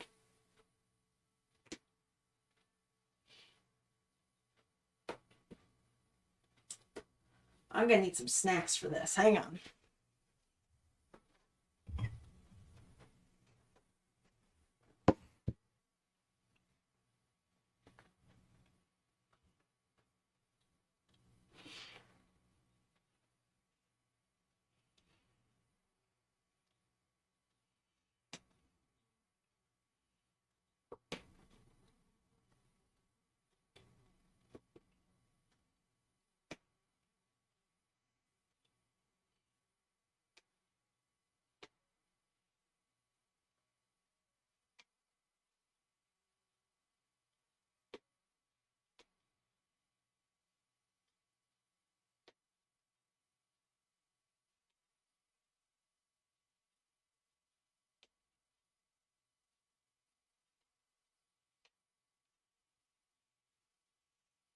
Oops, and I've got one dart there. That's that little triangle that you sew to make a round shape.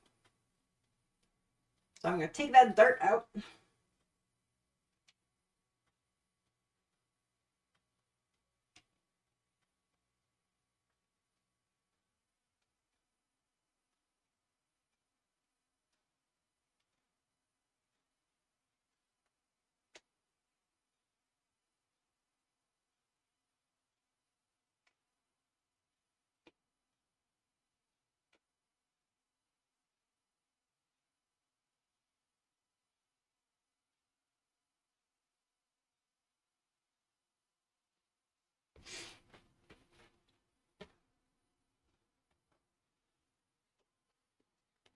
Okay.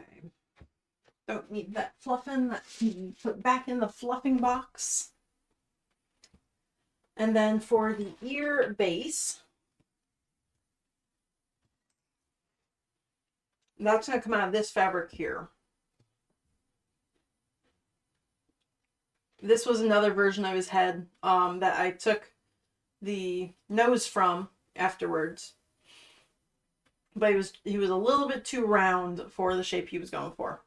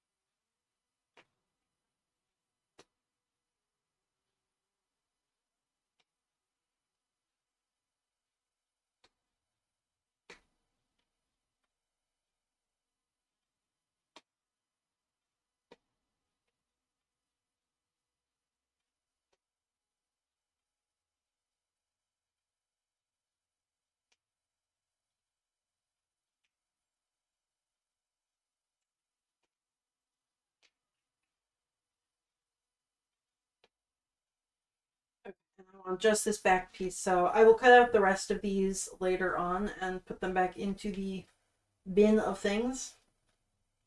A lot of Land's pieces had to be cut from regular fabric just because he's so big. He's one of the larger plushies that I've made.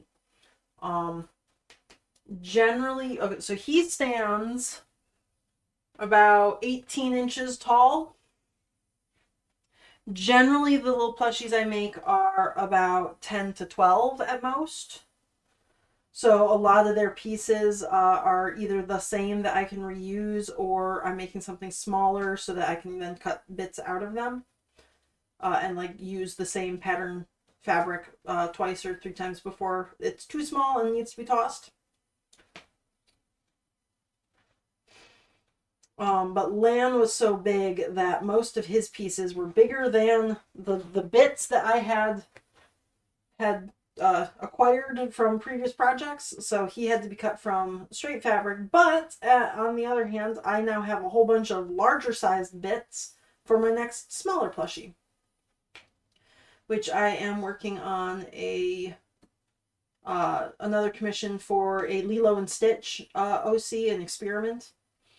And it'll be one larger one, which will stand about 12 inches tall, and then three smaller ones that are going to be about 6 inches tall. So I will have bits of fabric for their patterns there. Oh, how big was your shark?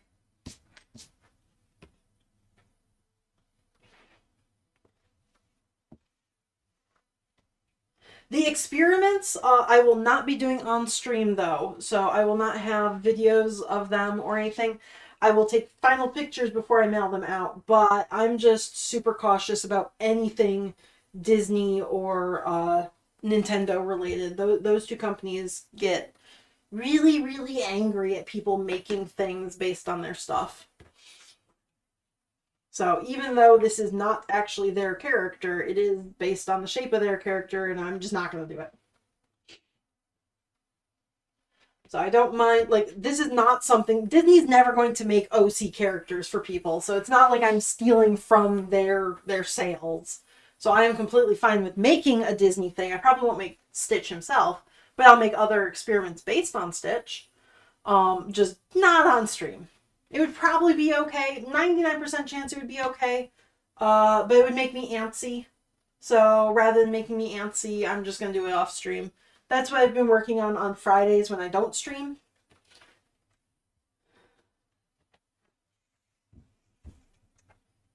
So, and that one will be done in a few weeks. I have to get feedback from the person about the shape of the ears before I work on more of the body there.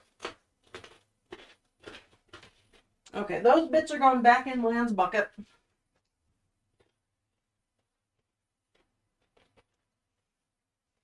Okay, right. Okay, that's a pretty good size plushie. That's usually about what I make.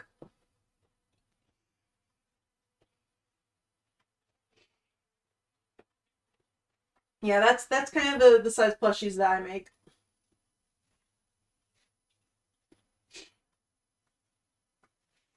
I don't make things much smaller or large. Well, I don't make things a lot smaller if they're detailed, just because the more details you have at the smaller size, it actually takes longer to put them together for me. So the smaller things end up costing more than the larger things. So fabric cost, basically 1 square inch, so about this much fabric costs a penny. So if you double the size, you've got 2 pennies. That's not a lot at all. That's a very small price. But working on something that is slightly larger is easier for me to hold on to. So it doesn't actually take as much time as sewing something that's super small. And most of the cost of plushies when I'm making them comes from the time that I'm putting into them.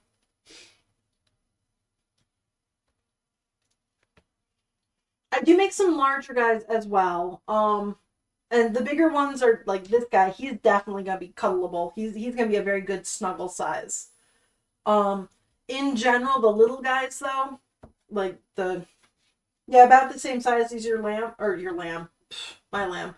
About the same size as your shark there. Those are the ones that are like that sweet spot of how much people want to pay versus like the size they want. So that's about what people end up getting. Sometimes a little bit more. I do the 12-inch ones, which, let's see, that's 5, 10, 15, 20, 25, 30 centimeters. That's like my big ones are the 30 centimeter ones. So, and then he's even bigger than that. Let's see, it's 5, 10, 15, 20, 25, 30, 35, 40. He's like 45, maybe 50 centimeters. So he's much bigger than my other big ones, which I'm happy about because then I will have an example of a plushie this big for anybody who wants to buy one in the future. Because currently I do not have any pictures of plushies like this. So the closest I would have to that is some of my Animal Crossing guides.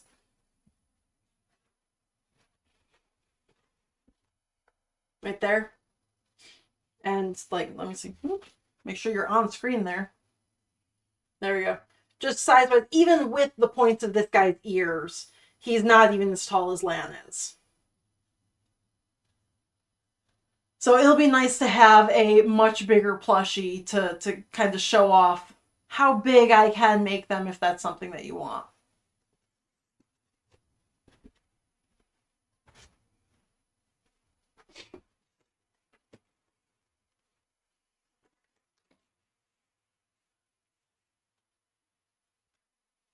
Okay, time to cut the bits out.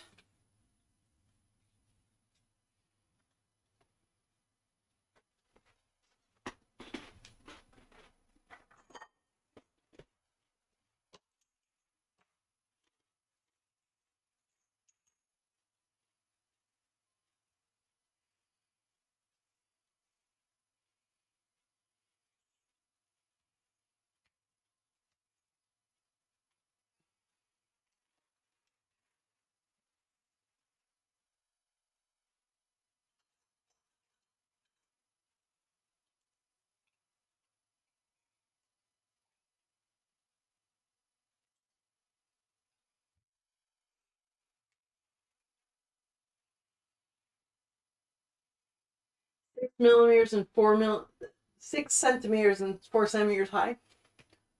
That's tiny too.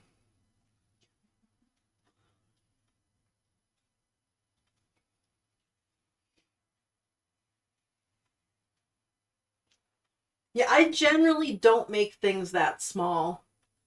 The little frogs that I made, those are some of the smaller guys that I really go with. Which, ooh, I made some extra frogs and then promptly did not remember to take very many pictures of them. I have some pictures of them. So I'll be putting the pictures I do have up on my Instagram and Twitter later on. But I made a total of 7 different froggies. And I have a couple more designs left that I didn't do. But I dropped them off to be sold in person. And I'm going to also list them up online on my Etsy and my website, just in case people want to buy them there. The problem with selling the little guys online, though, is that you have to pay shipping on them.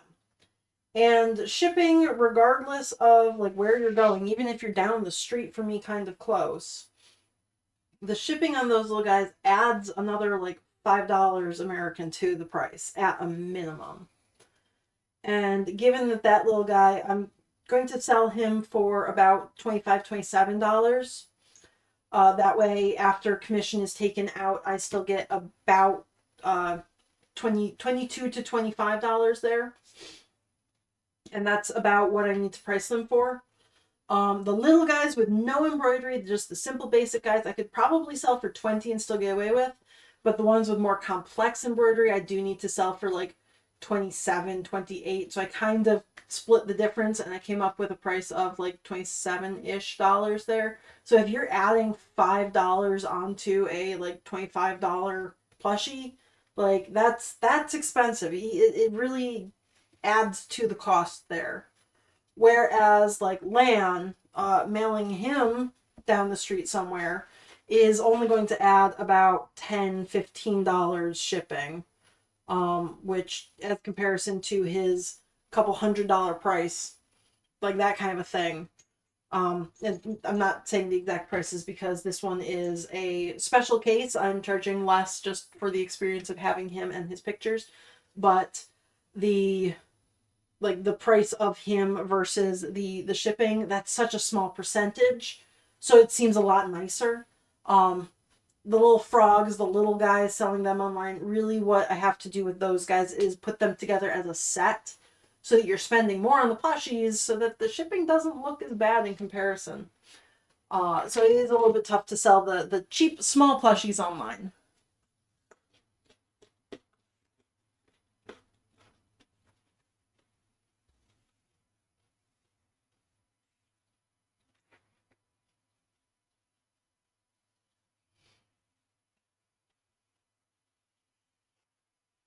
Oh yeah, felt's a great medium. Felt like there's no really bad fabric except for the ones that like when you cut them they fall apart and fray at the edges and it's just that's a poorly made fabric. Felt is a fantastic one. It just every fabric kind of has its own use and purpose. So like I would not want to try and make LAN out of felt. But there is a plushie maker I follow on Instagram called Moko Buns. She makes all felt plushies and I am so jealous. They are so pretty. Let me actually go see if I can find a link to her because her felt is just like her felt work is amazing. It's uh goals. Like it's very very cool. I think it's Moko Buns. I may be praising the wrong person. Let me try and find her.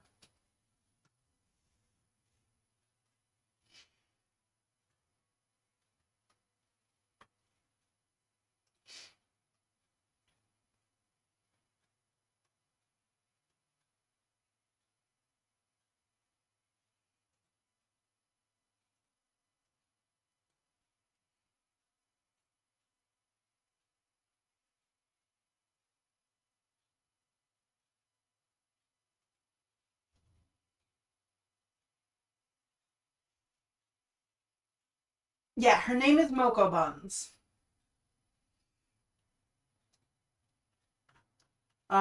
Twitter and Instagram, I believe she has. But she makes some of the coolest felt stuff I have ever seen. When it comes to like plushies made from felt, and it's like just amazing. I am nowhere near as skilled as her at making felt things. Like it's a different skill set than what I do, and she is just like a master at it. I have no idea if she streams on Twitch or not, but she makes really really cool felt dolls. Like I don't think I've seen anyone better than her at felt dolls. I think like she's probably the paragon that you should aim for. Like if you're gonna level up your skills, that's the end goal right there.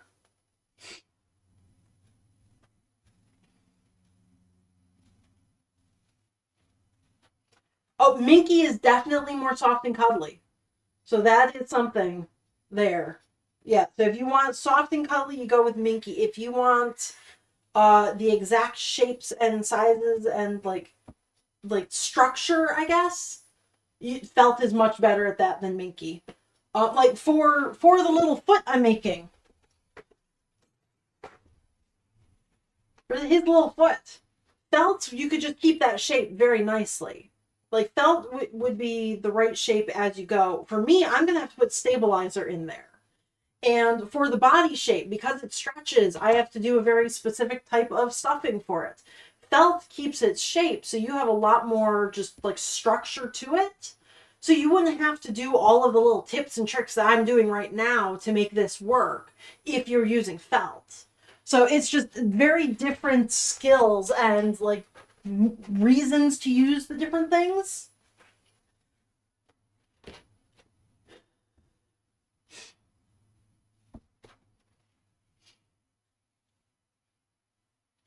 Yeah, but I wish I was as good a plushie maker as Moko Buns. Just maybe not felt. Because that's a again that's a different skill set that I don't have yet. I would have to relearn how to make things from felt, rather than making them from Minky. I don't have those skills.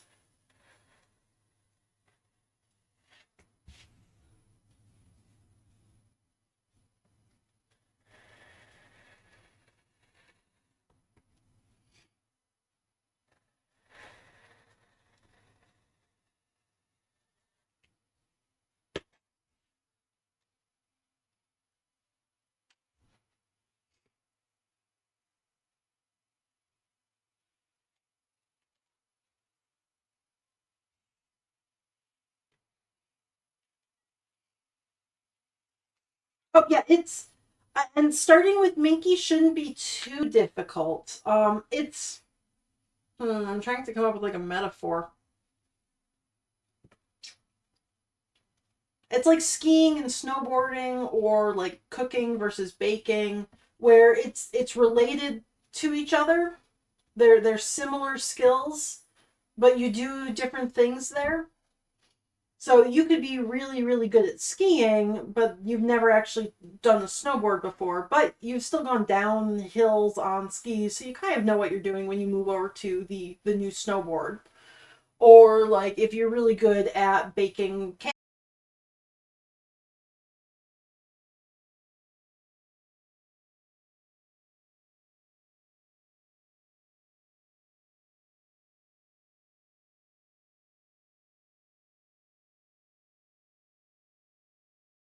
So there's similar skill sets, just slight differences there.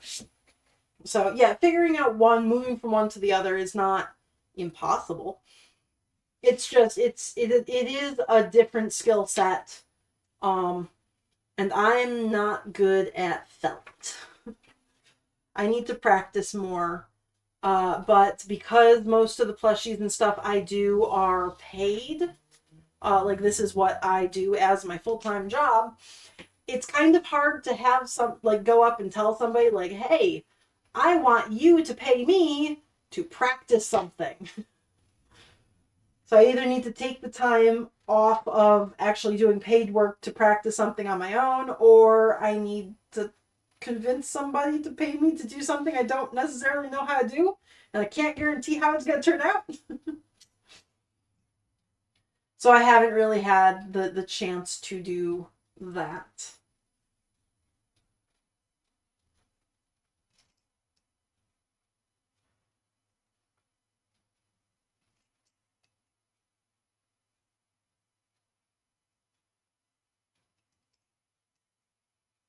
Yeah, Minky is very, especially if you want to make snuggly things. Like if you want to make snuggly, cuddly things, Minky is kind of where you have to go.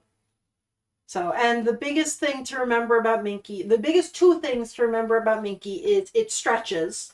So, whatever piece you're making, you need to make sure that it goes in the right direction because it will stretch. Um, so if you want it to stretch and you do it the wrong way, it does not stretch this way. So it stretches. So you have to pay attention to that. And second, it slides around on itself a lot. So you need lots of pins. Lots of pins and watch the direction of the stretch. Okay, I'm going to go sew these together and then I can come back and I'm going to attach it to the base piece and then I will put it on this ear. I will probably need to take this ear off and then put this one in its place. Um, I don't think I can just put it over top with a little extra stuffing because it is a slightly different shape. So sometimes what I do is if there's already a piece on there, I'll just put another one on top. I did that, not this face, the previous face, he had a muzzle and it was too small, so I just stuck a new muzzle over top.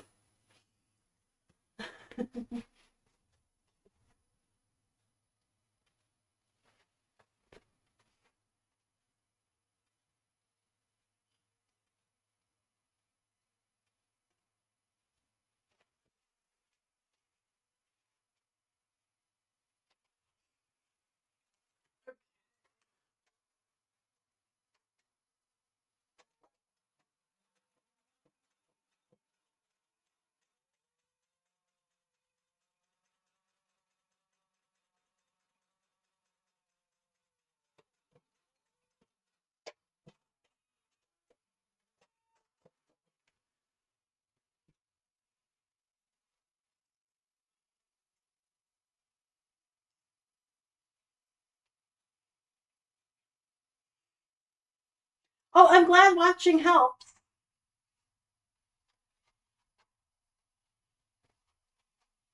I'm glad that's helpful. And if you ever have any issues or like need help, I answer questions as well.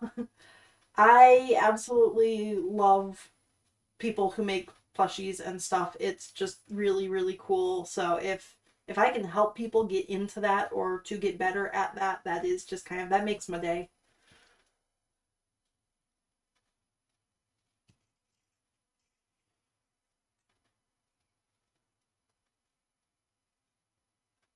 So here I pinned the tip first where the two pieces are joined, and then I went to the corner. And then because this is a weird curve, like I've got a very curvy underside piece and a very straight top piece, I pinned that curve first before I went to the rest and then pinned that in half. And then I'm going to pin in between those ones as well.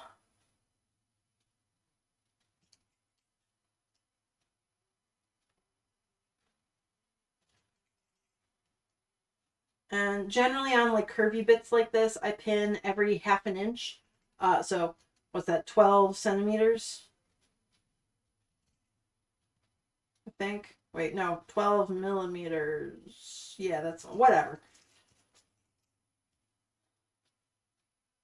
Very close together.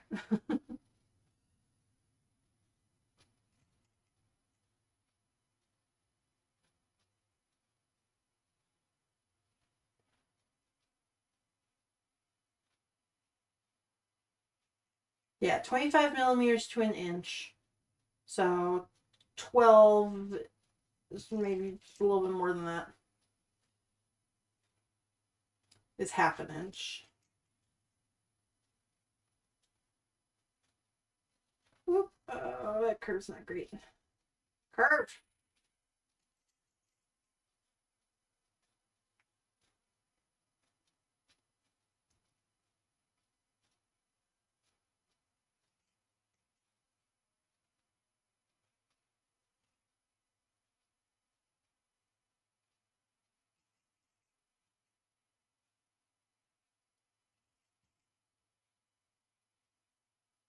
I'm gonna move you up.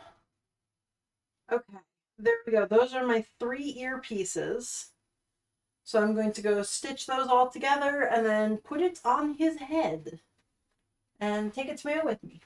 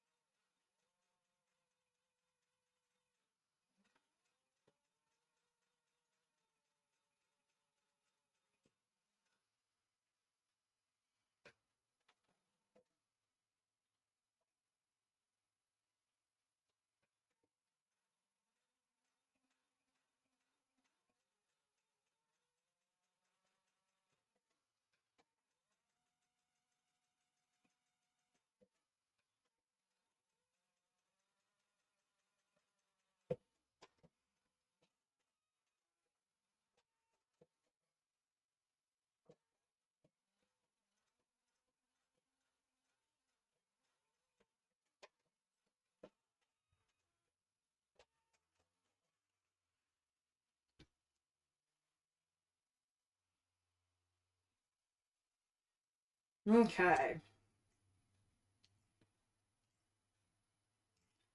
there's my ear.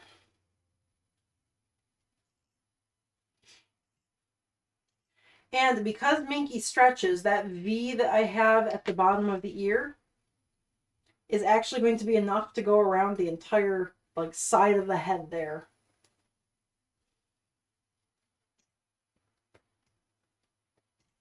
So that base bottom there, I've kind of planned for the stretch. So I made my V fairly narrow. It doesn't look like it would really fit around there all that much. Just doop. But because it stretches, it shall.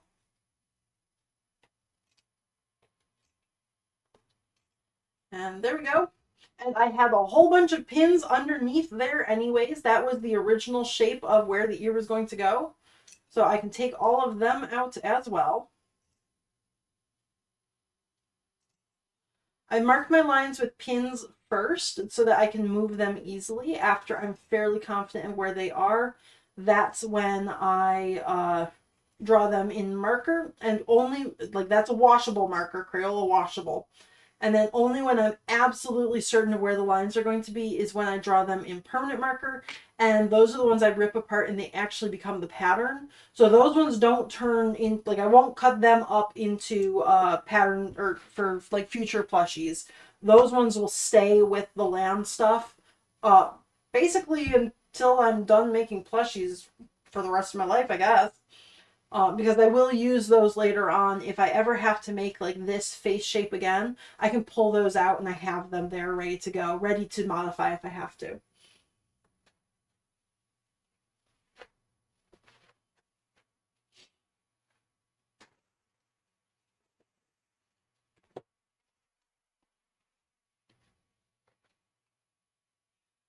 No, they're not bad. They're just at a lower skill level.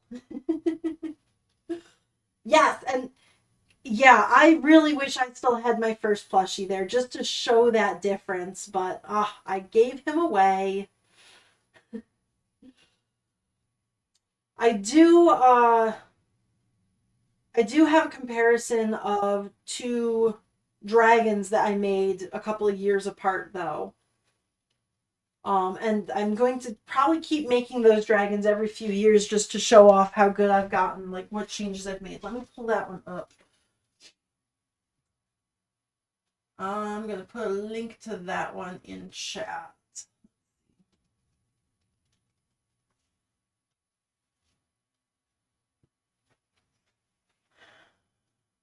Assuming I can find it quickly.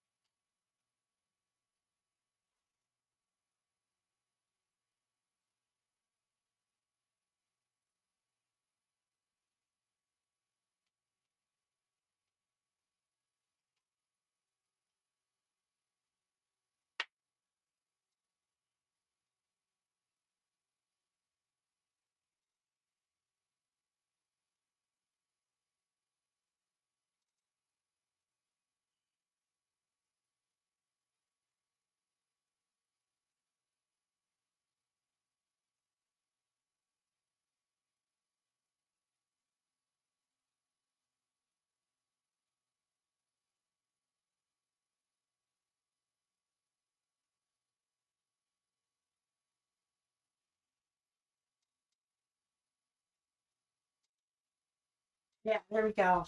So that is a 2017 dragon that I had originally made for my mom, and I think if you can scroll side or to like the next and previous post, I have pictures of them from more angles.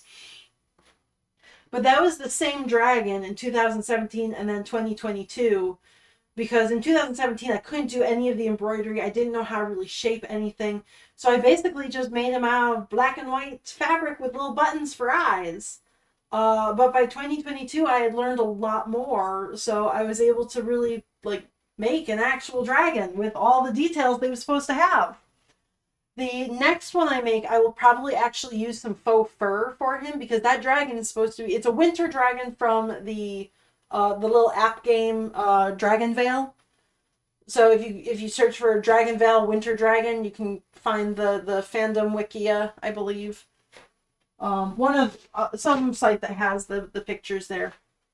So that's the dragon I was making. And it's supposed to be really, really fluffy. And I don't have quite as much fluff in him as I'd like. So I think my next version of that dragon, I will make the body out of faux fur, but then I'll have to do some of that color blocking with the fur. So that'll be my next skill increase there. My next level up. And he's already causing problems with me trying to put the ear on, so it's going to just hang there for a second. I'm going to trace the tail and then cut his tail off so that he lays flat on the table.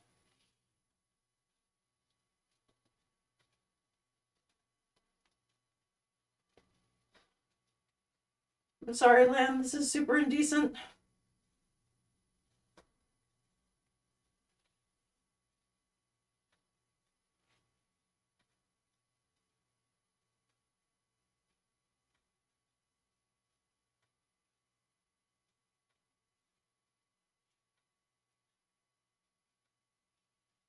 Okay, I have traced a circle for his tail. Oh, yeah, let me check Discord then. I can actually do that. Oh, I did do that. Yeah, I will fix that later on. Oops. I'm working on it.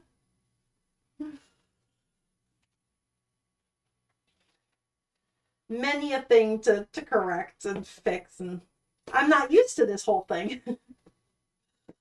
Okay.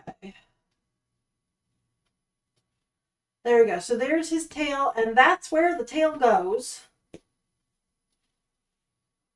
So I've got that there. But now I can lay him down flat, and he won't try to roll on the tail when I'm doing that. I also want to put a quick line right down where his wing goes. And then I can remove his wing without stabbing myself. Ha ha ha! That was close. Okay, so my original plan for the wing was that blue line right there, but because his wing ended up being a bit chunkier than that, his wing's going to be a bit longer on that purple line rather than the blue line there. His wing is going to go back into his bucket along with his tail. There we go. And now I can lay him flat and he won't fight me as I'm attempting to put his ear in place.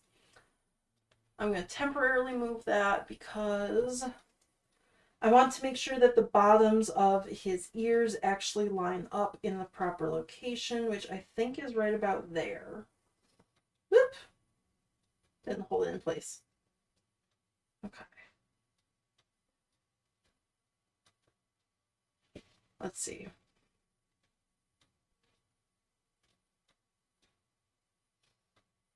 Not bad. Okay. And then I can put this wing back. I'm only going to have the one wing on one side of his face. I won't be making a second one of those.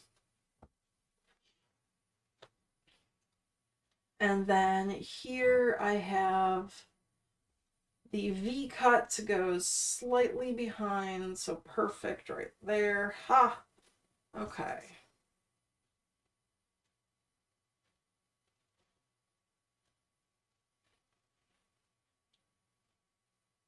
Oh, it looks like I folded it under a little bit more over there, so let me try that.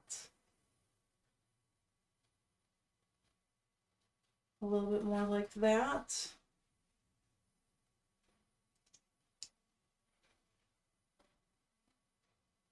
Where's your edge?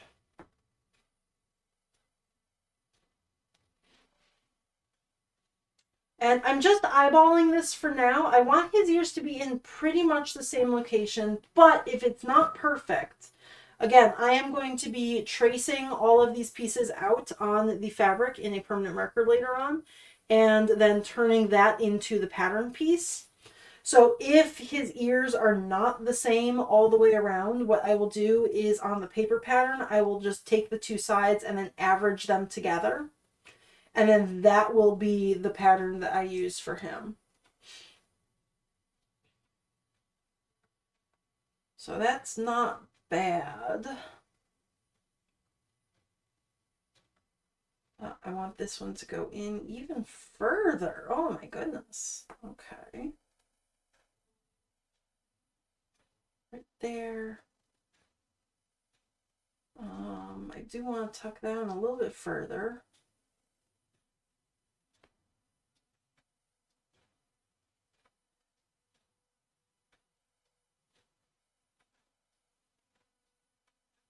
That looks pretty good.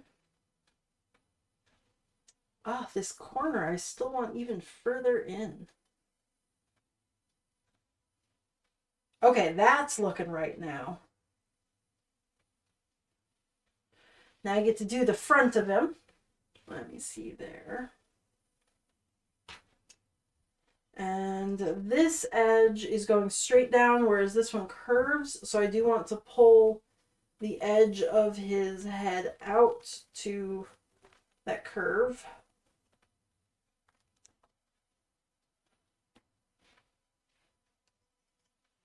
And then I'm going to go to the middle, I think. I'm going to pull that curve out a little bit too. Come on.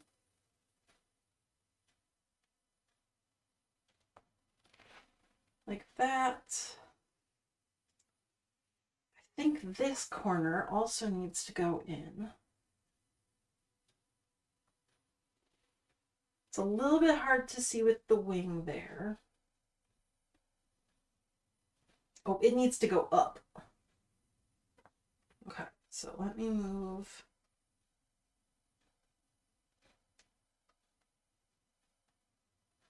Like that. Let's see here.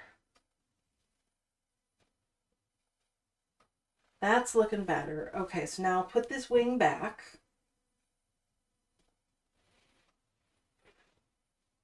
I'm going to remove that one, tuck it a little bit differently. Put you right there.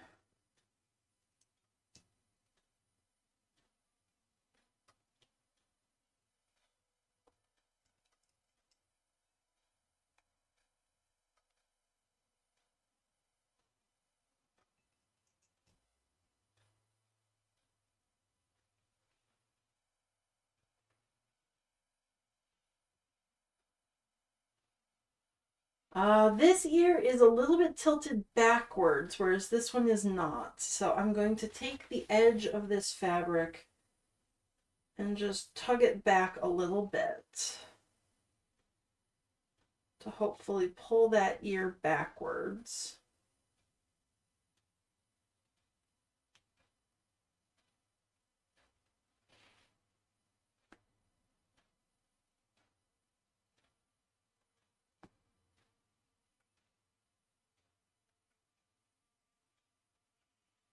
There we go. Now that's going a little bit backwards.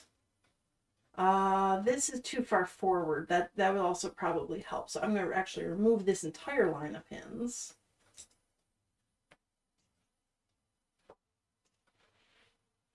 Let's see. I do want you to push backwards just a little bit, but I still want that same curve. Okay, that's a good curve right there.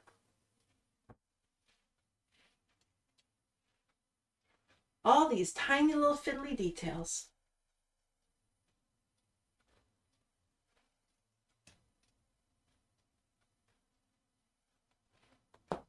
Ooh, did you put scent beads in your shark to make him strawberry?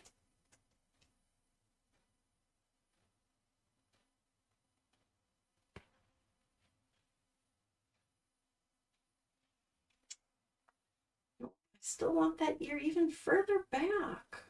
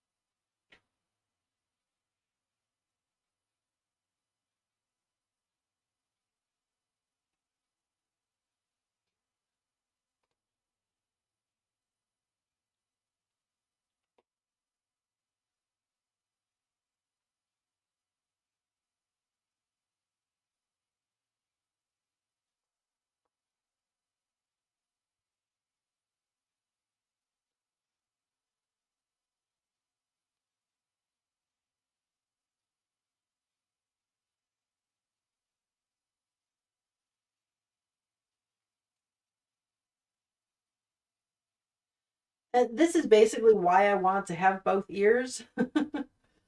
Because I want to make sure that both sides of the head are the same shape for adding the hair. And whoop, how did I reshape that ear? All those pins.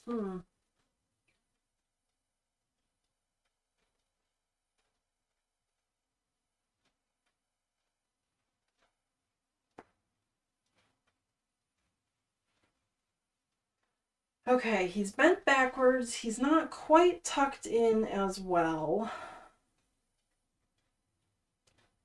He ends a little bit too low. He ends right there is good. And I go all the way across, and I do want to just put one pin down here just to keep things in place. And slightly beyond, slightly beyond. Okay, so that's in a good location. His ears stick up at about the same amount. Okay. Okay, so I think his ears are good.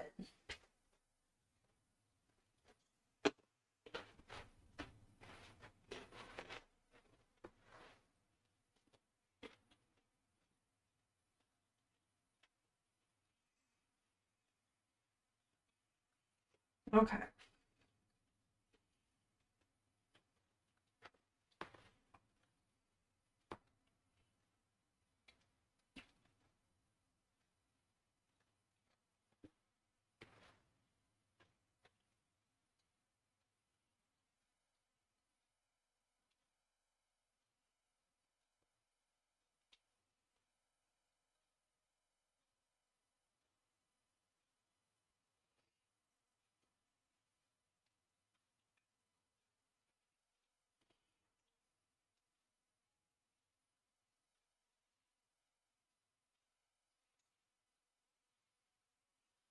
So I've got my reference image of him.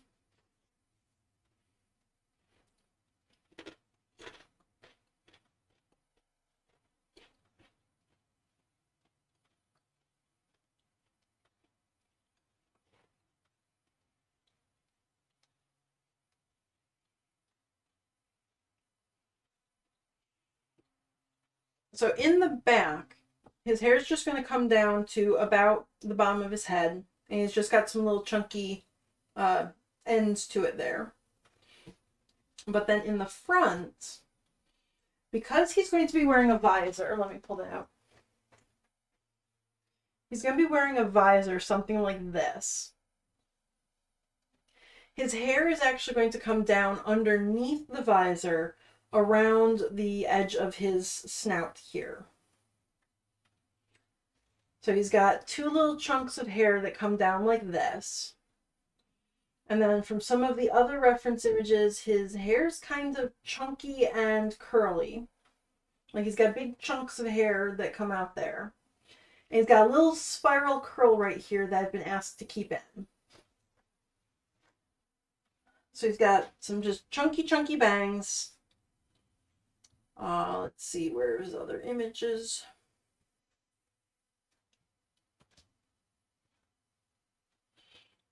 Yeah, it looks like he's just got some chunky bangs behind the visor.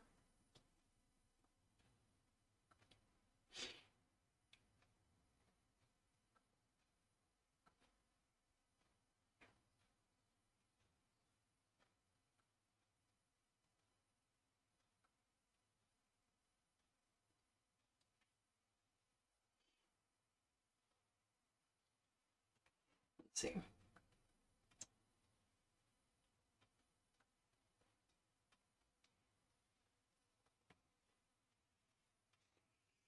Okay.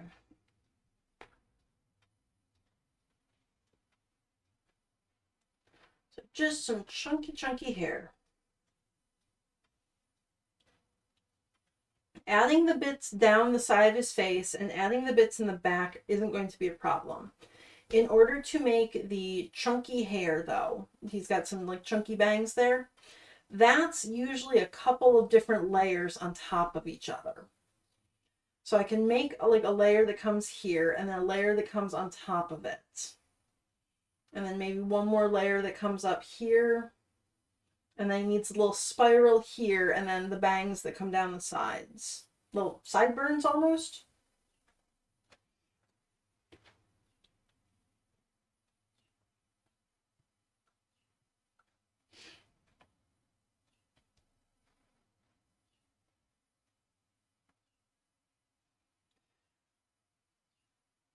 So I might try to do it as a couple different layers.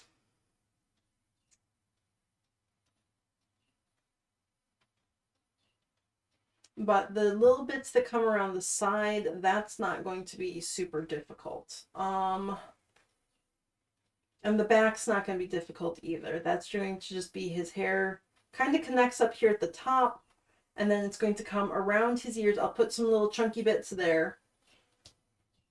So he'll have some little triangles of hair that basically come out. And then it will come down to the corner of his ear and then attach to the bottom of his head there so it comes around. And it'll have those same little chunky triangle bits on the end.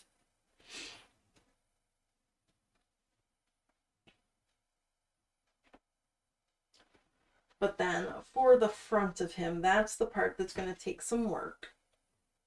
And I want them to come down at least to his cheeks.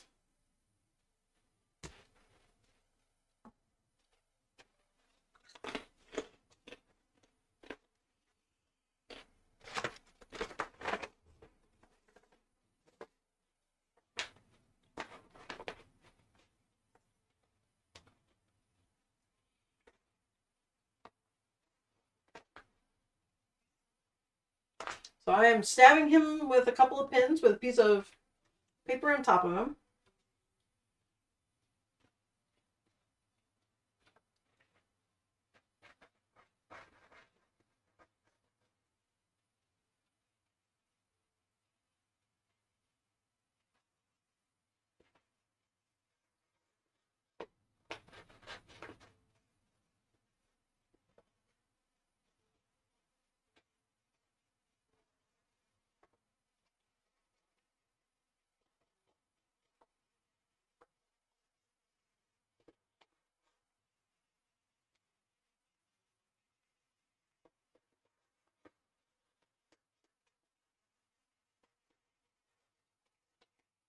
Okay, so the top of his head, this is where all of his hair is going to kind of connect at the top there. So it's just going to be a straight line to have everything else connect. But if I draw in a little bit of hair like that,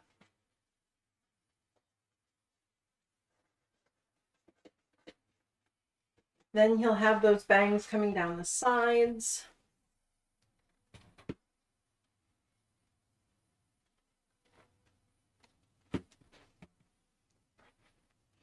And then if I continue it across,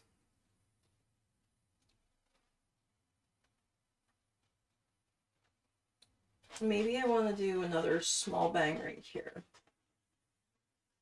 That will be mostly underneath the visor.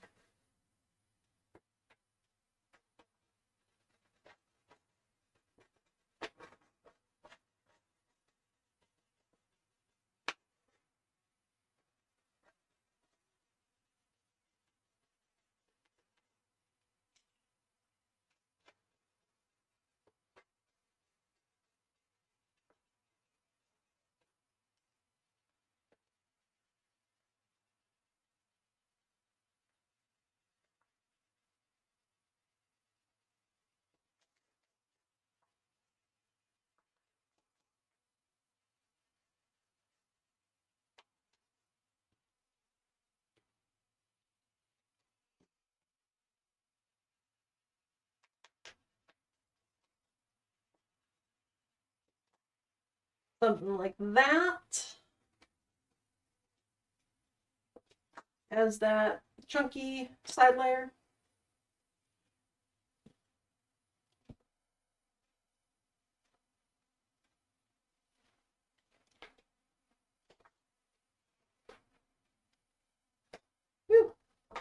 pin came out.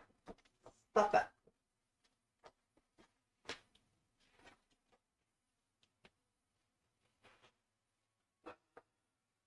And then needs to have another little layer over top, I think. Let me see.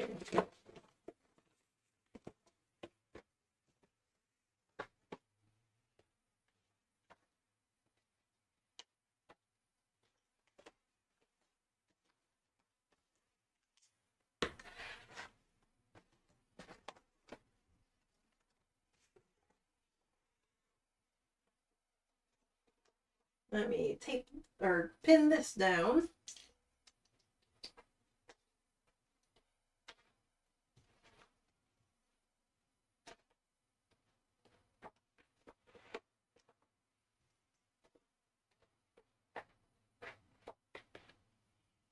Okay. He looks like he's being turned into a little mummy. But again, I have the straight line along the top of his head.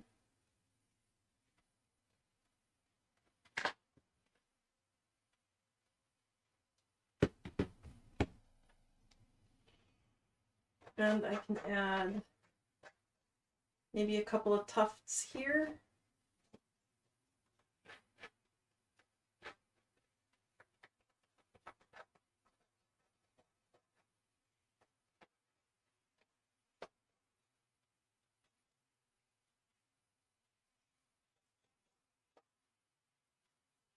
He is going to have the swirl right about here.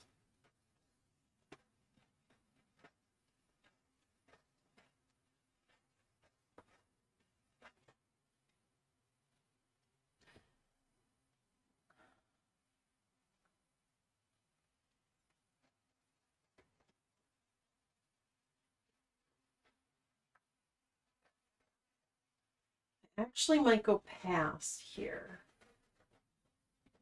Past that back point. So he's got one more tuft that's kind of going to the back there.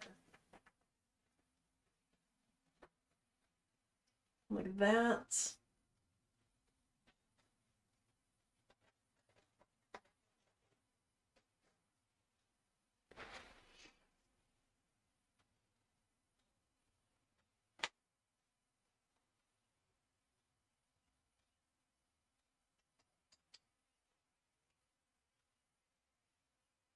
But I do need to leave, so I'm going to need this space right here because he's going to have a piece of Velcro on his face, and that's what's going to attach to the visor. So he can't actually have a lot of hair that covers that area.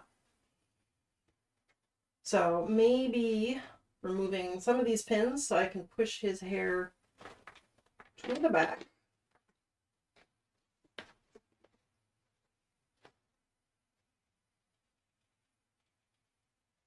I might have the under hair go like this. Because again, that's where the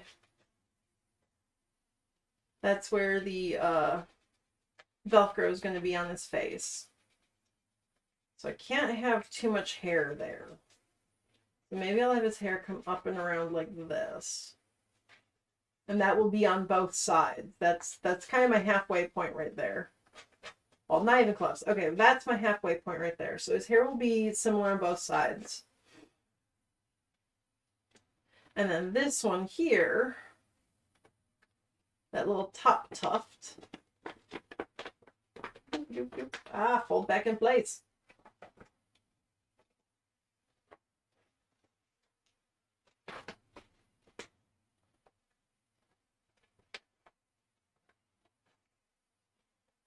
Come on. That is about where the midway point is.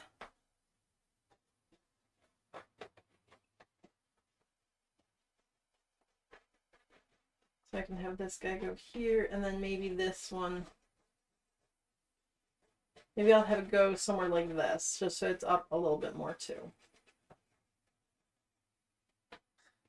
It'll still come down a little bit over where that square is supposed to be.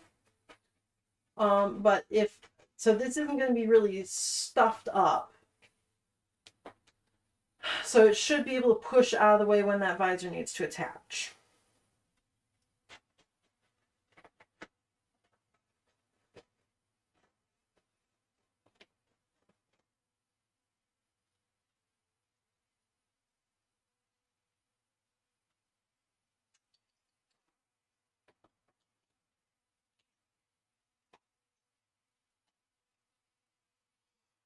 Okay. The Cult of the Land, that would be funny.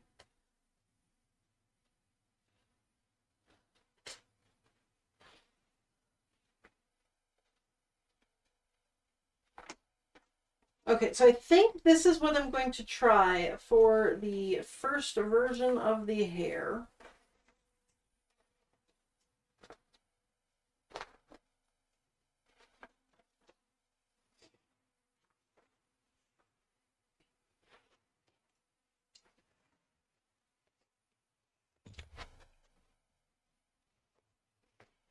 So I've got the bangs that go down.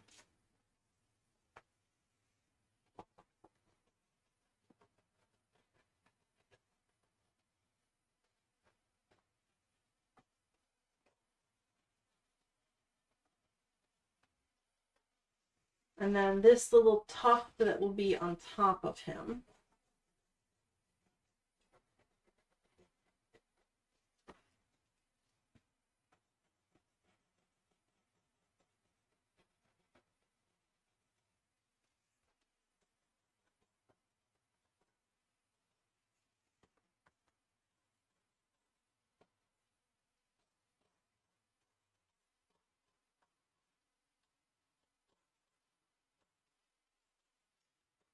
I think I'm also going to try and stick to these wide curves instead of curving like this to make his hair chunks.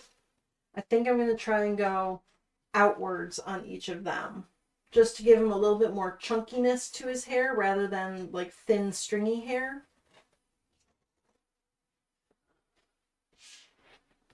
So I might change some of that. Let's see. Let's see how chunky I can make his hair.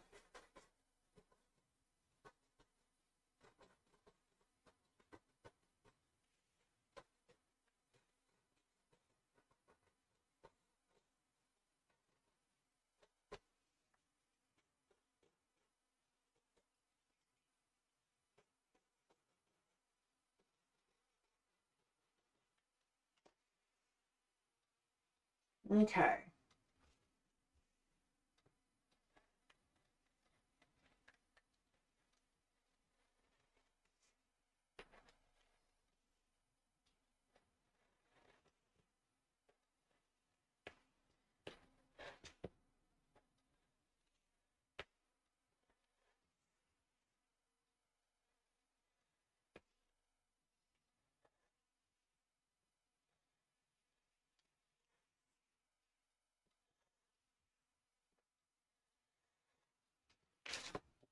So that's approximately, I think, the shape of the hair for the first half of him.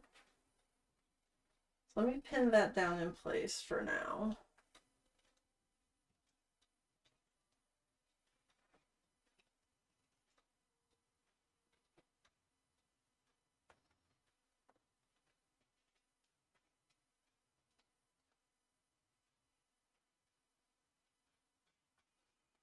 And this is about where it's going to be sewn as well. So I'm kind of tacking it down where it's going to be sewn onto his body. These ends here are going to be free floating, so I'm not going to touch them. But I am going to sew his hair down around this curve.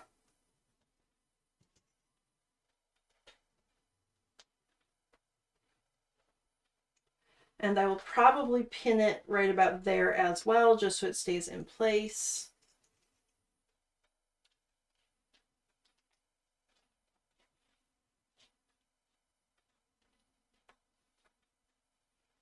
Something like that. And then this visor will go over top. This is size subject to change just based on where his hair falls and everything there. But that'll be that. And then let me cut out his hair chunk.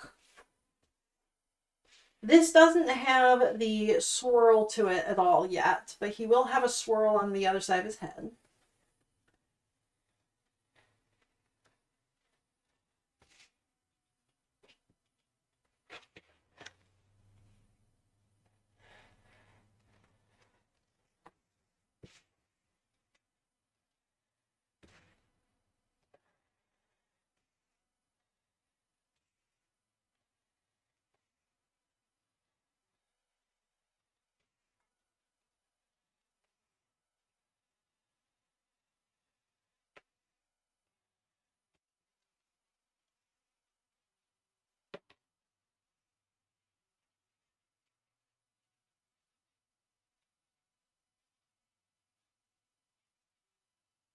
Pin that down.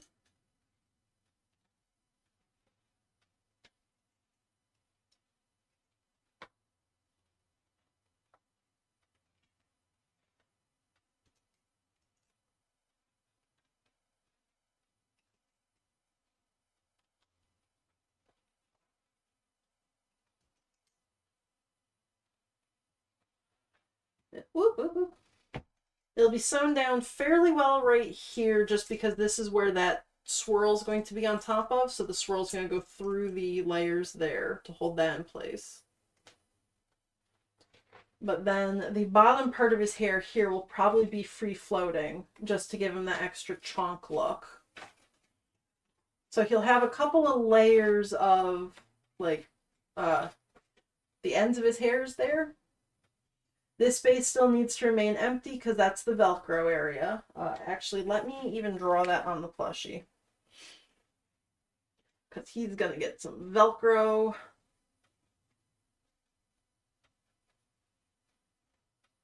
Right here. It's not very even. Oh well. Close enough. So you get some Velcro so that his eyeballs attach. There's a slight difference with my pins. I've got 3 different types of pins. The blue ones here are very, very thin and they bend easily. And the blue part is actually glass, so if I need to iron over top of it, it's not going to melt. The yellow ones are longer and thicker metal, so they don't bend as easily. They also have plastic on top, so they will melt if you touch them with your iron.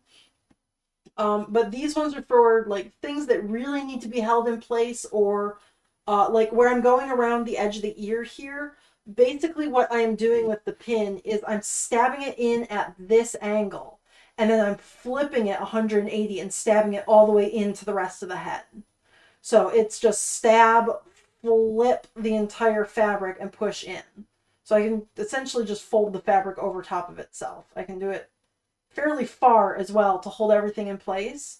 If I try and do that with one of the blue pins, it will bend. It will bend before the fabric does. And then my last pins are my pink pins, and they are just even bigger and thicker there. So those are for really when you have to put something in place. Whoop. Yeah, I don't know if that actually, you can see those. But those ones are my extra thick, long pins. So things like this ear, where I'm going through a lot of different layers and trying to hold it in place where it doesn't really, there's not much of this wing actually touching the body there. So I really want the pins to go the entire length of this. I've got, you can actually maybe see the end of the pink pin is sticking out at the other side. It's supposed to be going through the tip of it there. Yes, there we go. So those pins go all the way through from top to bottom. So they're just extra big to hold that thing in place. Yeah, thick pins. So they don't bend at all. These ones are incredibly thick and they don't bend. Whereas the blue ones are super, super thin and tiny. And yeah, so in this case, the pink are to hold this in place because there's not much else holding it in. The yellow are the ones that have to like hold the fabric where I flip them, so they can't bend at all. I do not want them to bend. And the blue ones, because they're so incredibly thin and tiny, I can just randomly stab them in and they go into the fabric really easy. I'm not trying to like create an actual hole with them, whereas that one doesn't want to go in nearly as easy as this little blue one goes in. Just because it's thicker metal. It leaves an actual hole in its place. Yeah. So yeah, that's just the 3 different types of pins I use. Anytime I need to iron something though, I always grab the blue ones.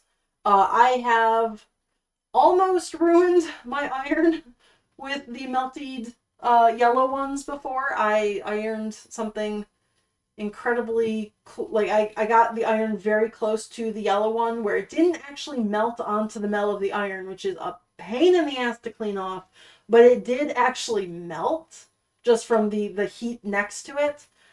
So instead of being a nice round little head, it turned into like a flat squashed oval. And I don't remember what it was on, but it left like a little yellow circle of plastic on the thing it was touching. So not great. Don't iron your plastic pins. Yeah, so that's just the difference. Holding things together in different ways.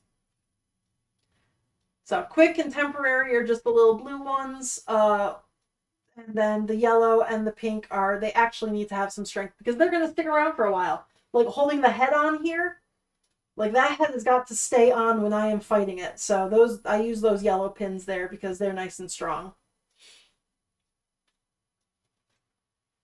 So I think that's what I'm going to try for his hair first up.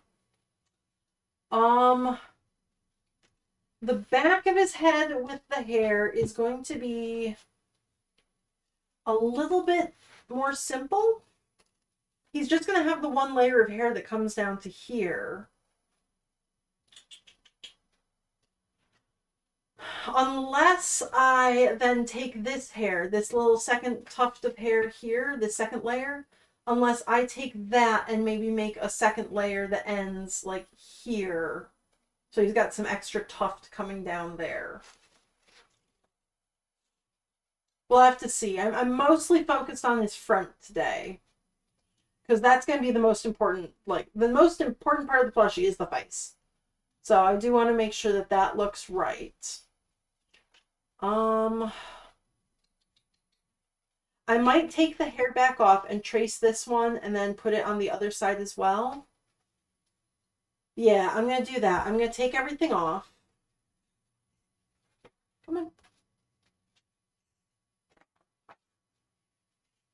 And then I'm going to copy this piece so that I can have one on each side. Just so I can see what those bangs look like on both sides there. Okay, is this piece big enough? It is not. But this one is. So, and this is just a paper stabilizer that I'm using. It is essentially the trash from when I do my embroideries. Like, this is what comes out of hoop that's unused. So this is, I save all the little bits, and then I can either use them when I'm sewing, like those darts, those points that need to be sewn on a sewing machine. If you put the paper underneath it, it doesn't like try, your sewing machine doesn't try to like suck the fabric underneath and eat it. So I use that for that, or for when I need to pattern lots of little bits, and I kind of need it to behave more like fabric than paper. But also I'm going to be making a lot of it. Like, I don't want to cut all of these little bits out of fabric and do it multiple times. I want to be able to, like, if I decide I don't like this end, I want to be able to cut it off, tape a new piece to this piece, and then just redraw again. So this is my halfway between fabric and paper type stuff. Somewhere right in the middle there. There's my pencil. Let me get a drink real quick.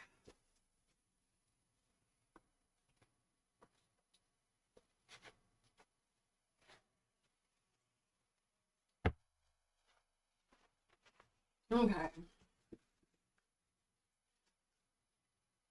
I'm going to put it right there. That is perfect.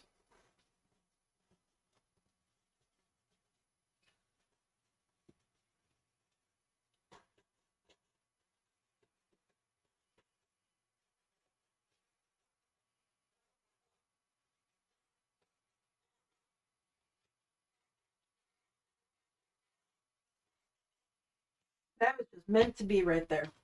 Also, it does not matter which way I trace this because there's no right and wrong side really, so I'm just gonna flip it back over. Um, but that's that shape there. There we go. Let me slice this out now.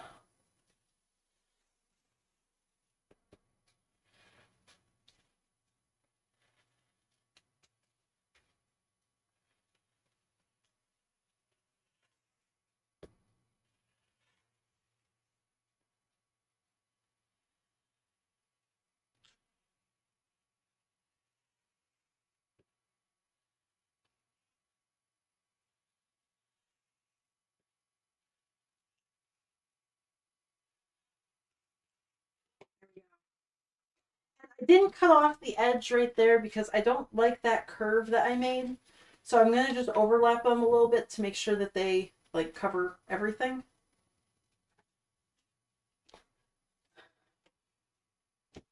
Okay, he has to sit upside down so I can see the top of his head. Where's my center back line? There's my center back line. And now it is time to stab him full of needles or pins again.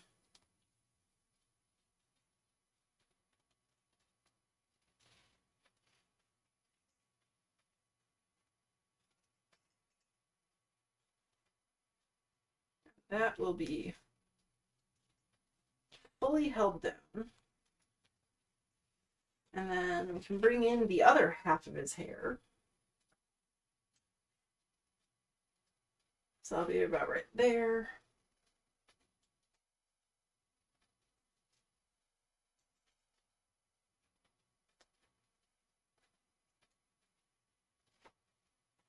Oops, that did not line up properly. Okay, so let me just push that back just a tiny bit.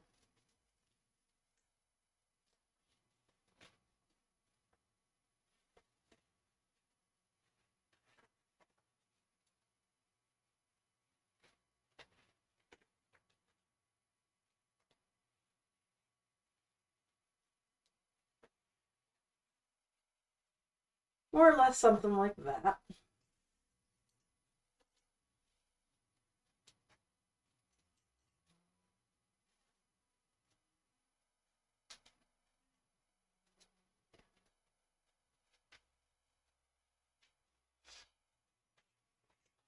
And then I will be tacking the hair down right here and right here, just to kind of keep it in place a little bit. So it'll be like that. So right in front of the little wing, put you at an angle so you stay in place. So it's right in front of the wing. It doesn't fully cover the wing though. And it does kind of stick up a little bit as paper. It'll lay a little bit flatter as fabric. But shape-wise, that's pretty darn good. So I'll have to run this design past the commissioner to see if they like the bangs about that length and that kind of like chunkiness to them. But then I will have this here.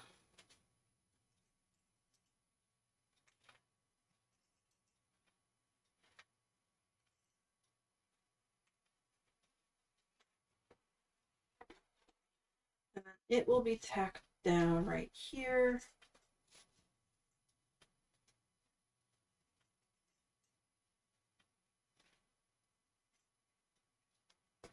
Because that's where the little spiral will be.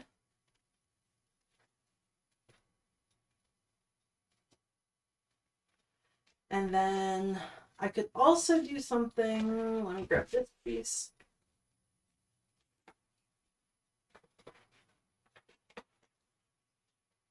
Let's see.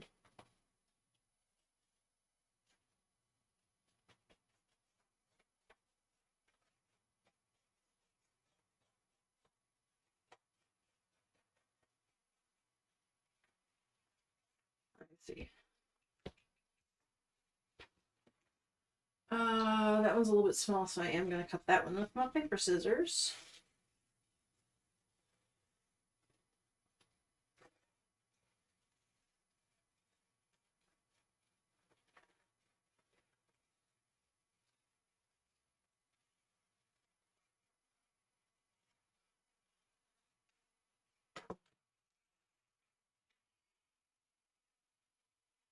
I can do something more like this as well. Let me see.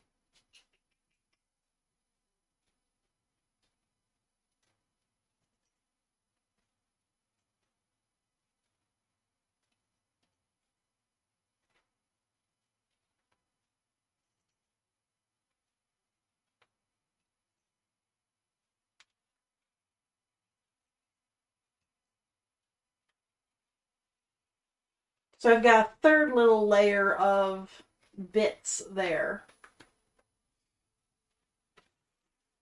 And then his spiral. Where's my reference image?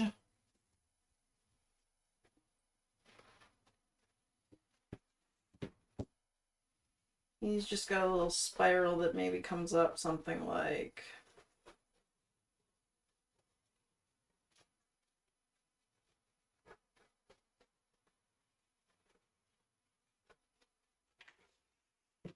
that shape.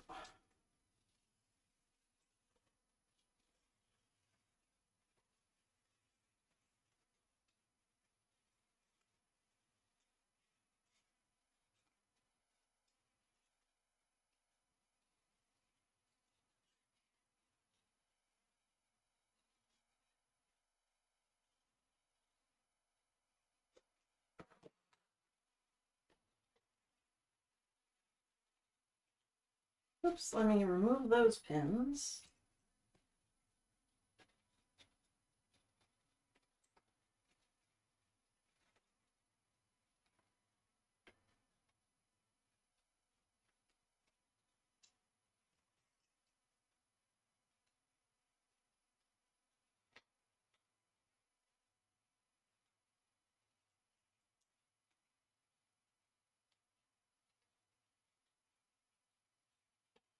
And what I will probably end up doing, if this all works out and Land's owner likes that, what I will probably end up doing is these bottom bangs and his curl will all technically be one layer.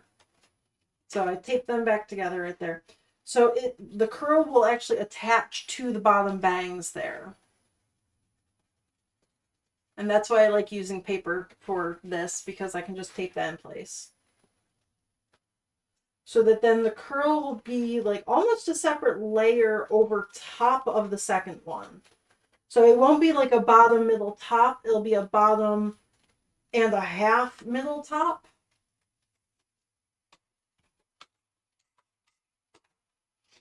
So add that little curl in, just give it a little bit more definition. He'll have a couple, like, it won't look like he's got 3 layers of hair. It'll kind of look like his hair is multiple layers, all kind of over top of each other.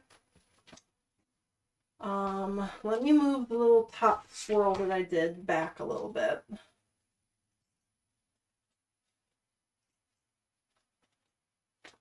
think I'm going to put that right about here. I will pin the swirl down.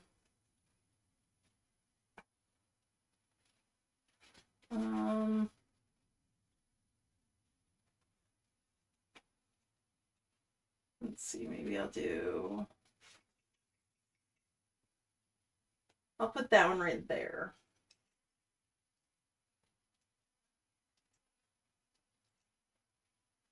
Hello, Sunbay. I am working on hair today.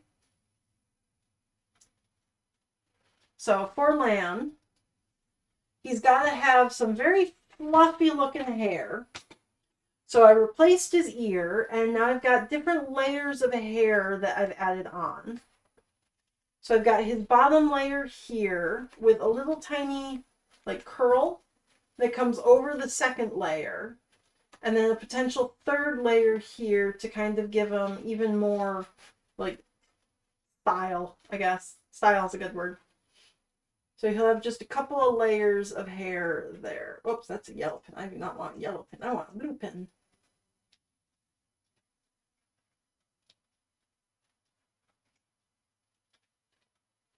Something like that. So he'll have multiple layers to his hairstyle there. And then he'll have his visor that goes on top here, which may have to be a little bit smaller. Either I need to move his nose down even further, or his visor is going to have to be a little bit smaller. Because I don't want to cover over that curl entirely. I kind of want the visor to be right here. Or I need to move the curl up further.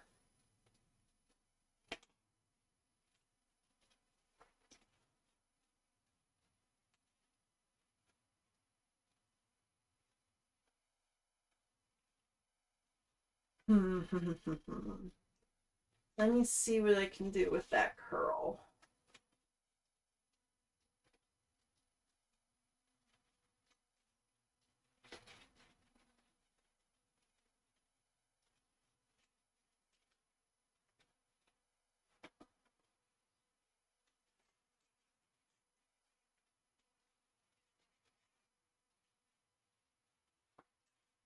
Hair's not quite lining up though.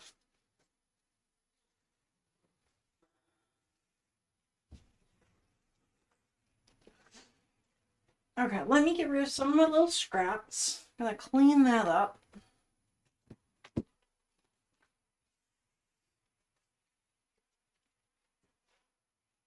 I can remove his other ear. I don't need that one anymore. Those guys I'm keeping for bits. That's a bits. The ear pattern is good. That can go back in its pattern bag.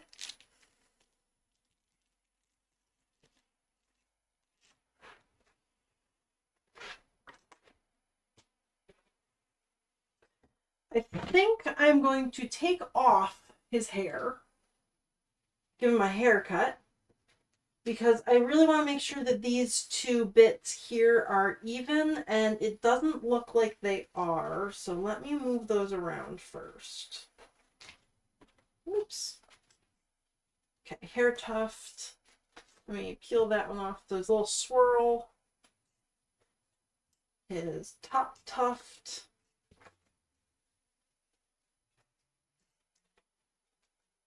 These guys here.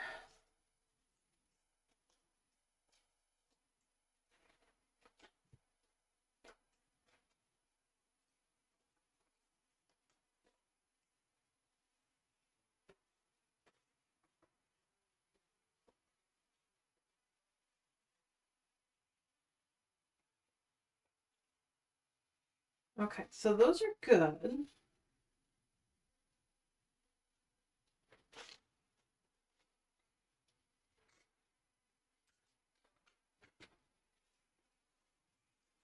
I'm gonna make sure that all lines up.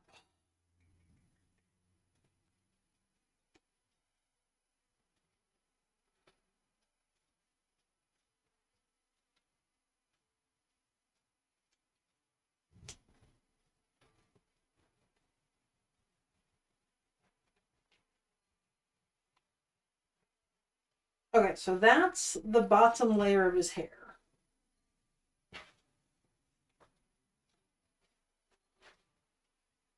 Let me bloop, turn him upside down. Center that right about there.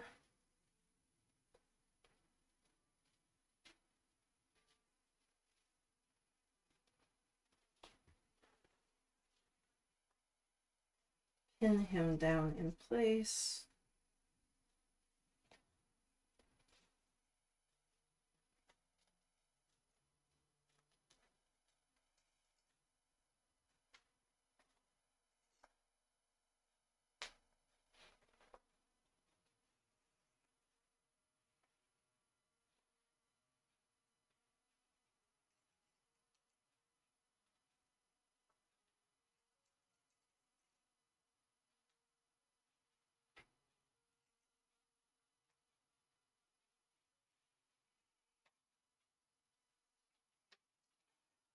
Okay, so that's about even now. It wasn't before.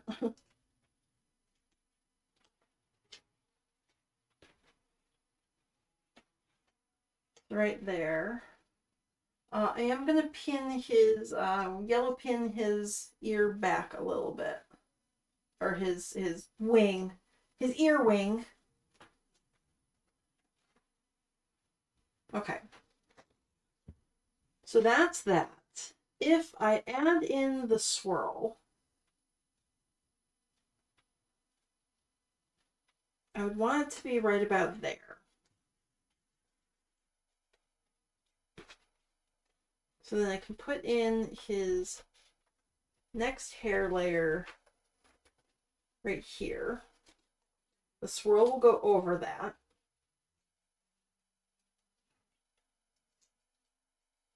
Let me pin that in place.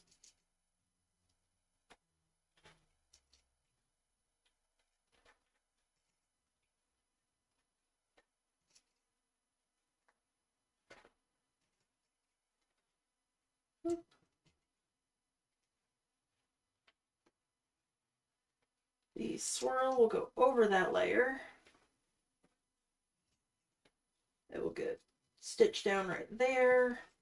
The rest of the edges will be free, so they will just kind of float and act like hair. And then this piece, the next layer of hair, I can put like right there maybe.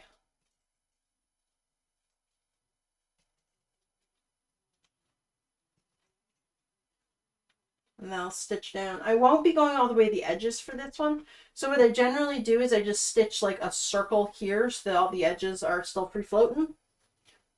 And they look like hair without the hair actually going anywhere.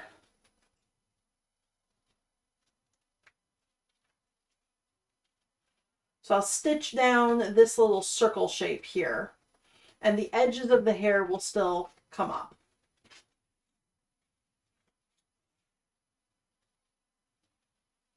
Okay, let me grab my scissors because there's a little bit of extra tape that I want to remove here.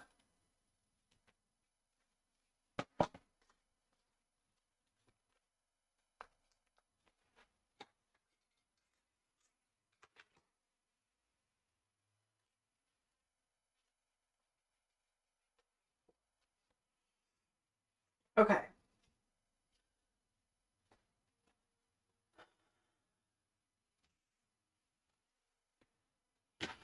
And then his visor's still a little bit tall.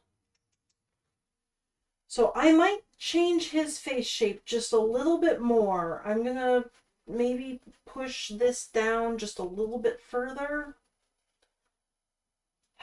Put some stabilizer in his nose maybe, so it just stays flat. Because right now what's happening is it's kind of bumping up. Like I've got like a curve here where I want it to be just fully flat. Because I want it to be flat for this to sit on. And right now, that edge just sits at the top and there's a blank there. So I really want it to be down and flat. Because if it was down and flat, then his visor would come up to about there. It still covers that swirl. But the only way to really get that swirl fully visible would be to move it up way far on his face. Like putting the swirl all the way up here. Let me see.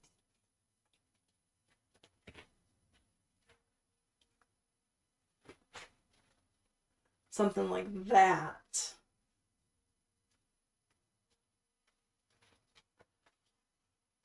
Let me see. Move the swirl over to here maybe.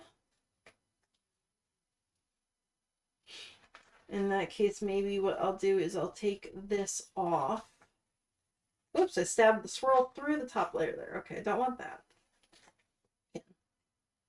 Here we go.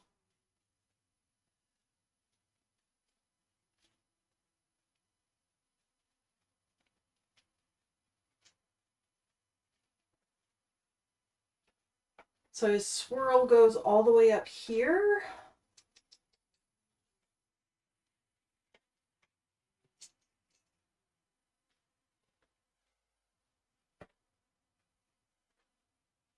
That way it's partially visible behind. But then I don't want this fluff to cover the swirl at all.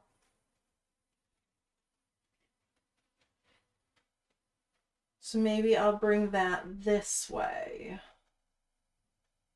Like there.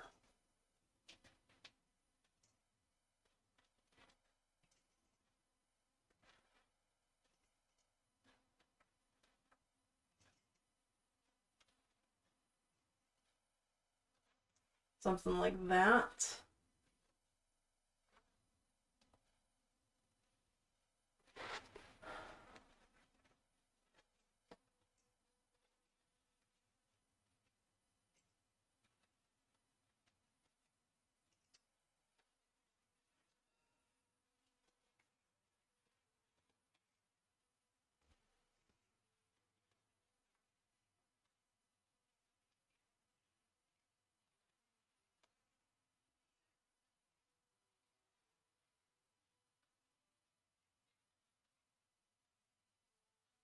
I'm just experimenting with different ways I might make the tuft of hair on top of his head.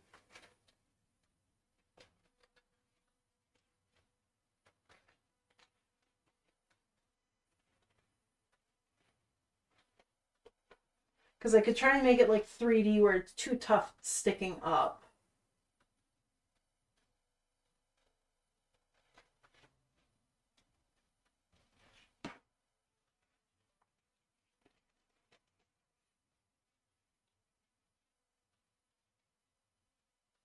Maybe I'll leave that layer off for now.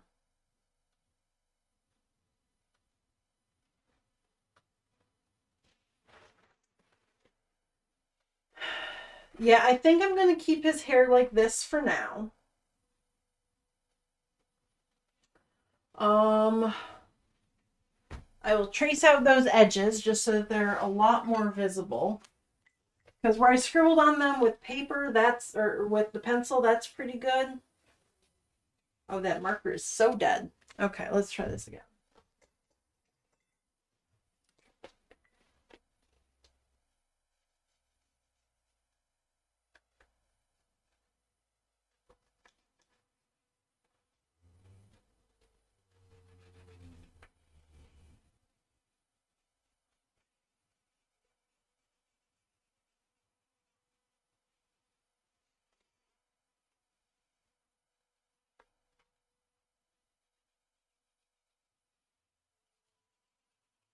Now this might be easier with a piece of paper behind it so I'm not drawing on my hand. Let's see.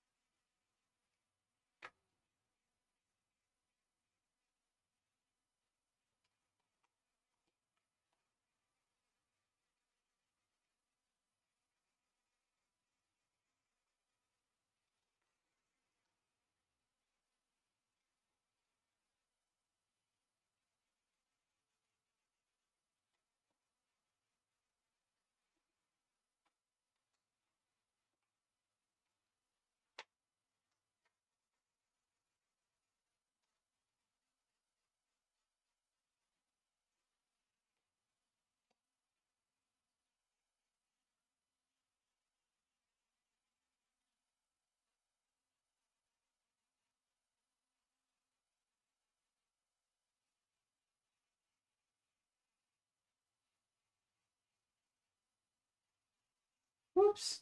I put that pin right where I need to draw. Well, that's annoying. Pin? Oh my goodness. Okay.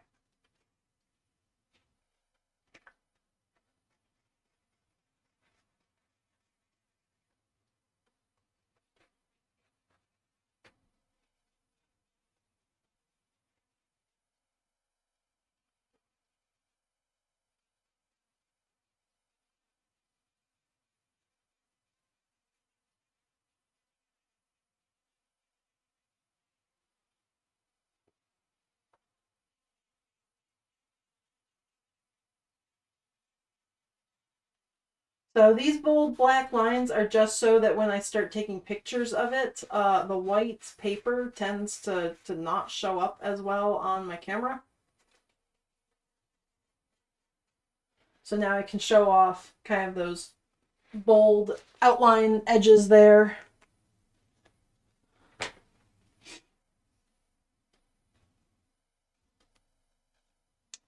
Yeah.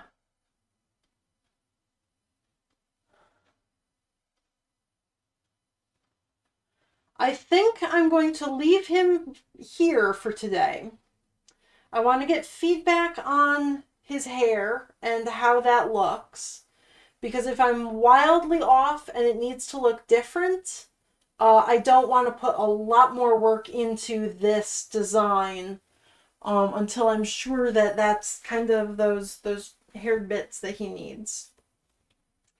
I might also have to rip out this nose and lower it down. So we'll see how that turns out, which this is just hand stitched in here. So I could potentially rip that out and then just stitch a piece of paper on there because I don't really want to take apart this head. Every other bit of the shape is fine. I just want more space for that visor to go there. So I do have, that's just a gusset piece there. So I will take out just the bottom part of it and then extend it down a little bit further and see if that will fix that curve that I've got going on there. Every other bit of him is looking pretty darn good. So I'm going to leave his hair here for now. And then I will check in with Land's owner, see if the hair is looking about right before I start working on the back of the hair, which is just going to come down to about the bottom of his head. And maybe underneath his ears a little bit. I might have to put like a little extra tuft sticking out there. Otherwise, like this part's going to be just naked, bare, no hair there. Yeah, so I'm going to leave him there for now. Got fuzz in my veggies. Cool. So I did that there. I did the body and one more test foot for the robot.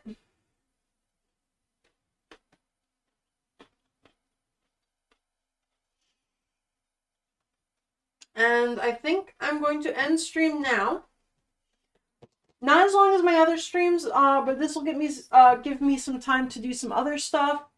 And then I need to go check in with both of these guys' owners to see if these shapes and sizes, this hair, is going to work. Yeah, it's a very complex head on Land. So he has got a lot of little bits and parts to him. So I'm really enjoying this, though. This is, if I could make my entire living off of just like really complex guys like these, that would be a lot of fun. I love all this puzzle solving type stuff. So, yep, I'm going to end stream here. Let's see if there's anybody interesting to raid. Yeah, thank you for stopping by, Panda. It's really cool being able to talk to people, especially people who make plushies as well. So just to see what they're doing as well, that's just kind of a cool thing.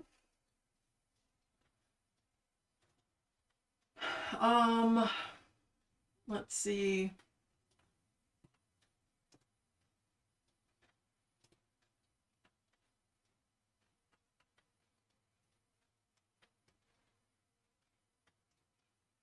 Haha, see there. Yes, it's going to be Moose Raid as soon as I figure out who to raid. Let me see. Is there anybody tagged sewing doing cool things right now?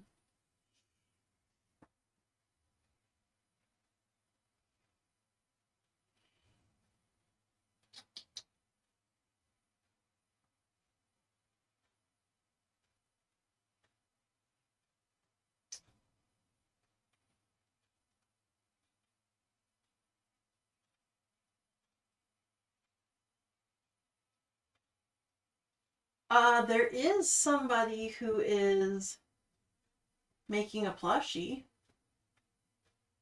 I have no idea who they are. I have never seen them before.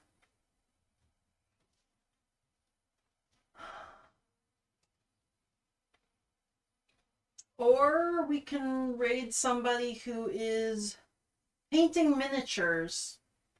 Like little minis and things. I think today he's working on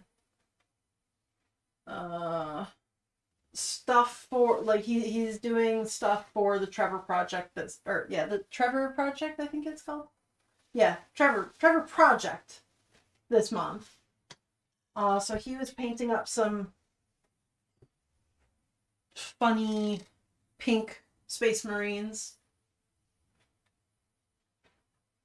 So we can either go to somebody who is sewing a plushie that I know nothing about, or somebody who is doing not plushies.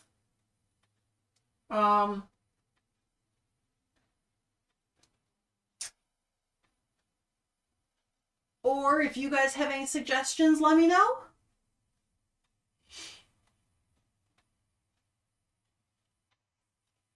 I do not, well, I don't personally know the minis guy at all, but because he starts work at 7:30 each morning, and so he's usually the only one who's streaming when I start work at like 8:30 to 9. So I end up watching / listening to him a lot while I am working before I start streaming. I haven't been able to watch as much of his stuff recently just because I'm busy. But he does some really cool painting.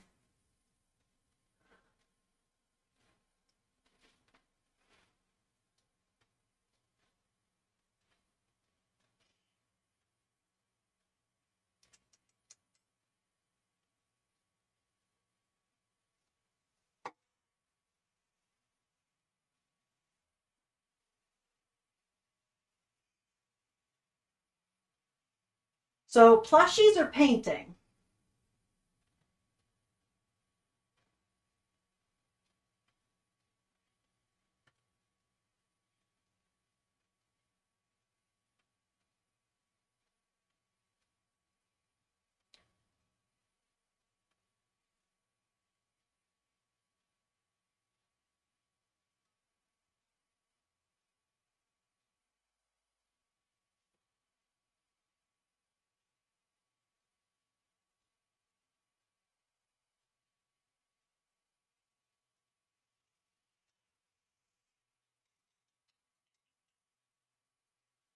Yeah, are we rating plushies or painting? Any suggestions?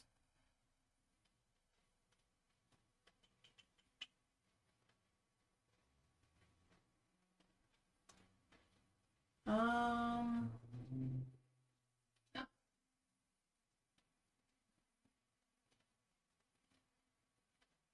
what is she doing? This is the hardest part, I think. Trying to figure out where to raid to.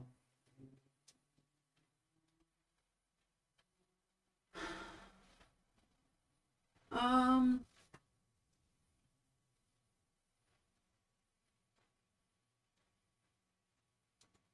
oh, do I know the minis person? I did answer, not personally, that he is the guy that starts painting really early in the morning or starts streaming really early in the morning. So he's usually one of the few, if not the only person who is actually on Twitch when I'm ready to start my day. So before I started streaming, I usually turned his stream on just to have some sound in the background.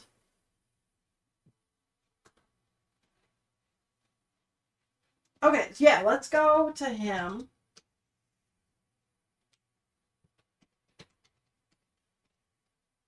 He's going to be streaming for like another hour and a half ish.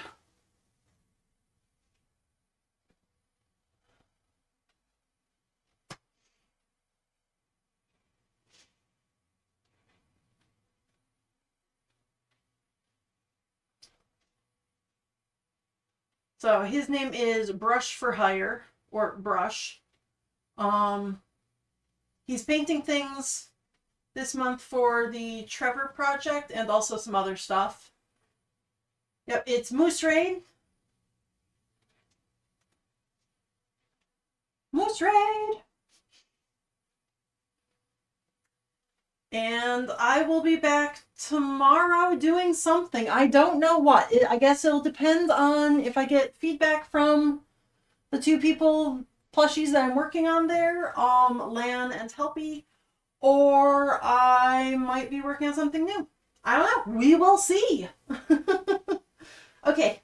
Well, thanks for stopping by, guys. Bye.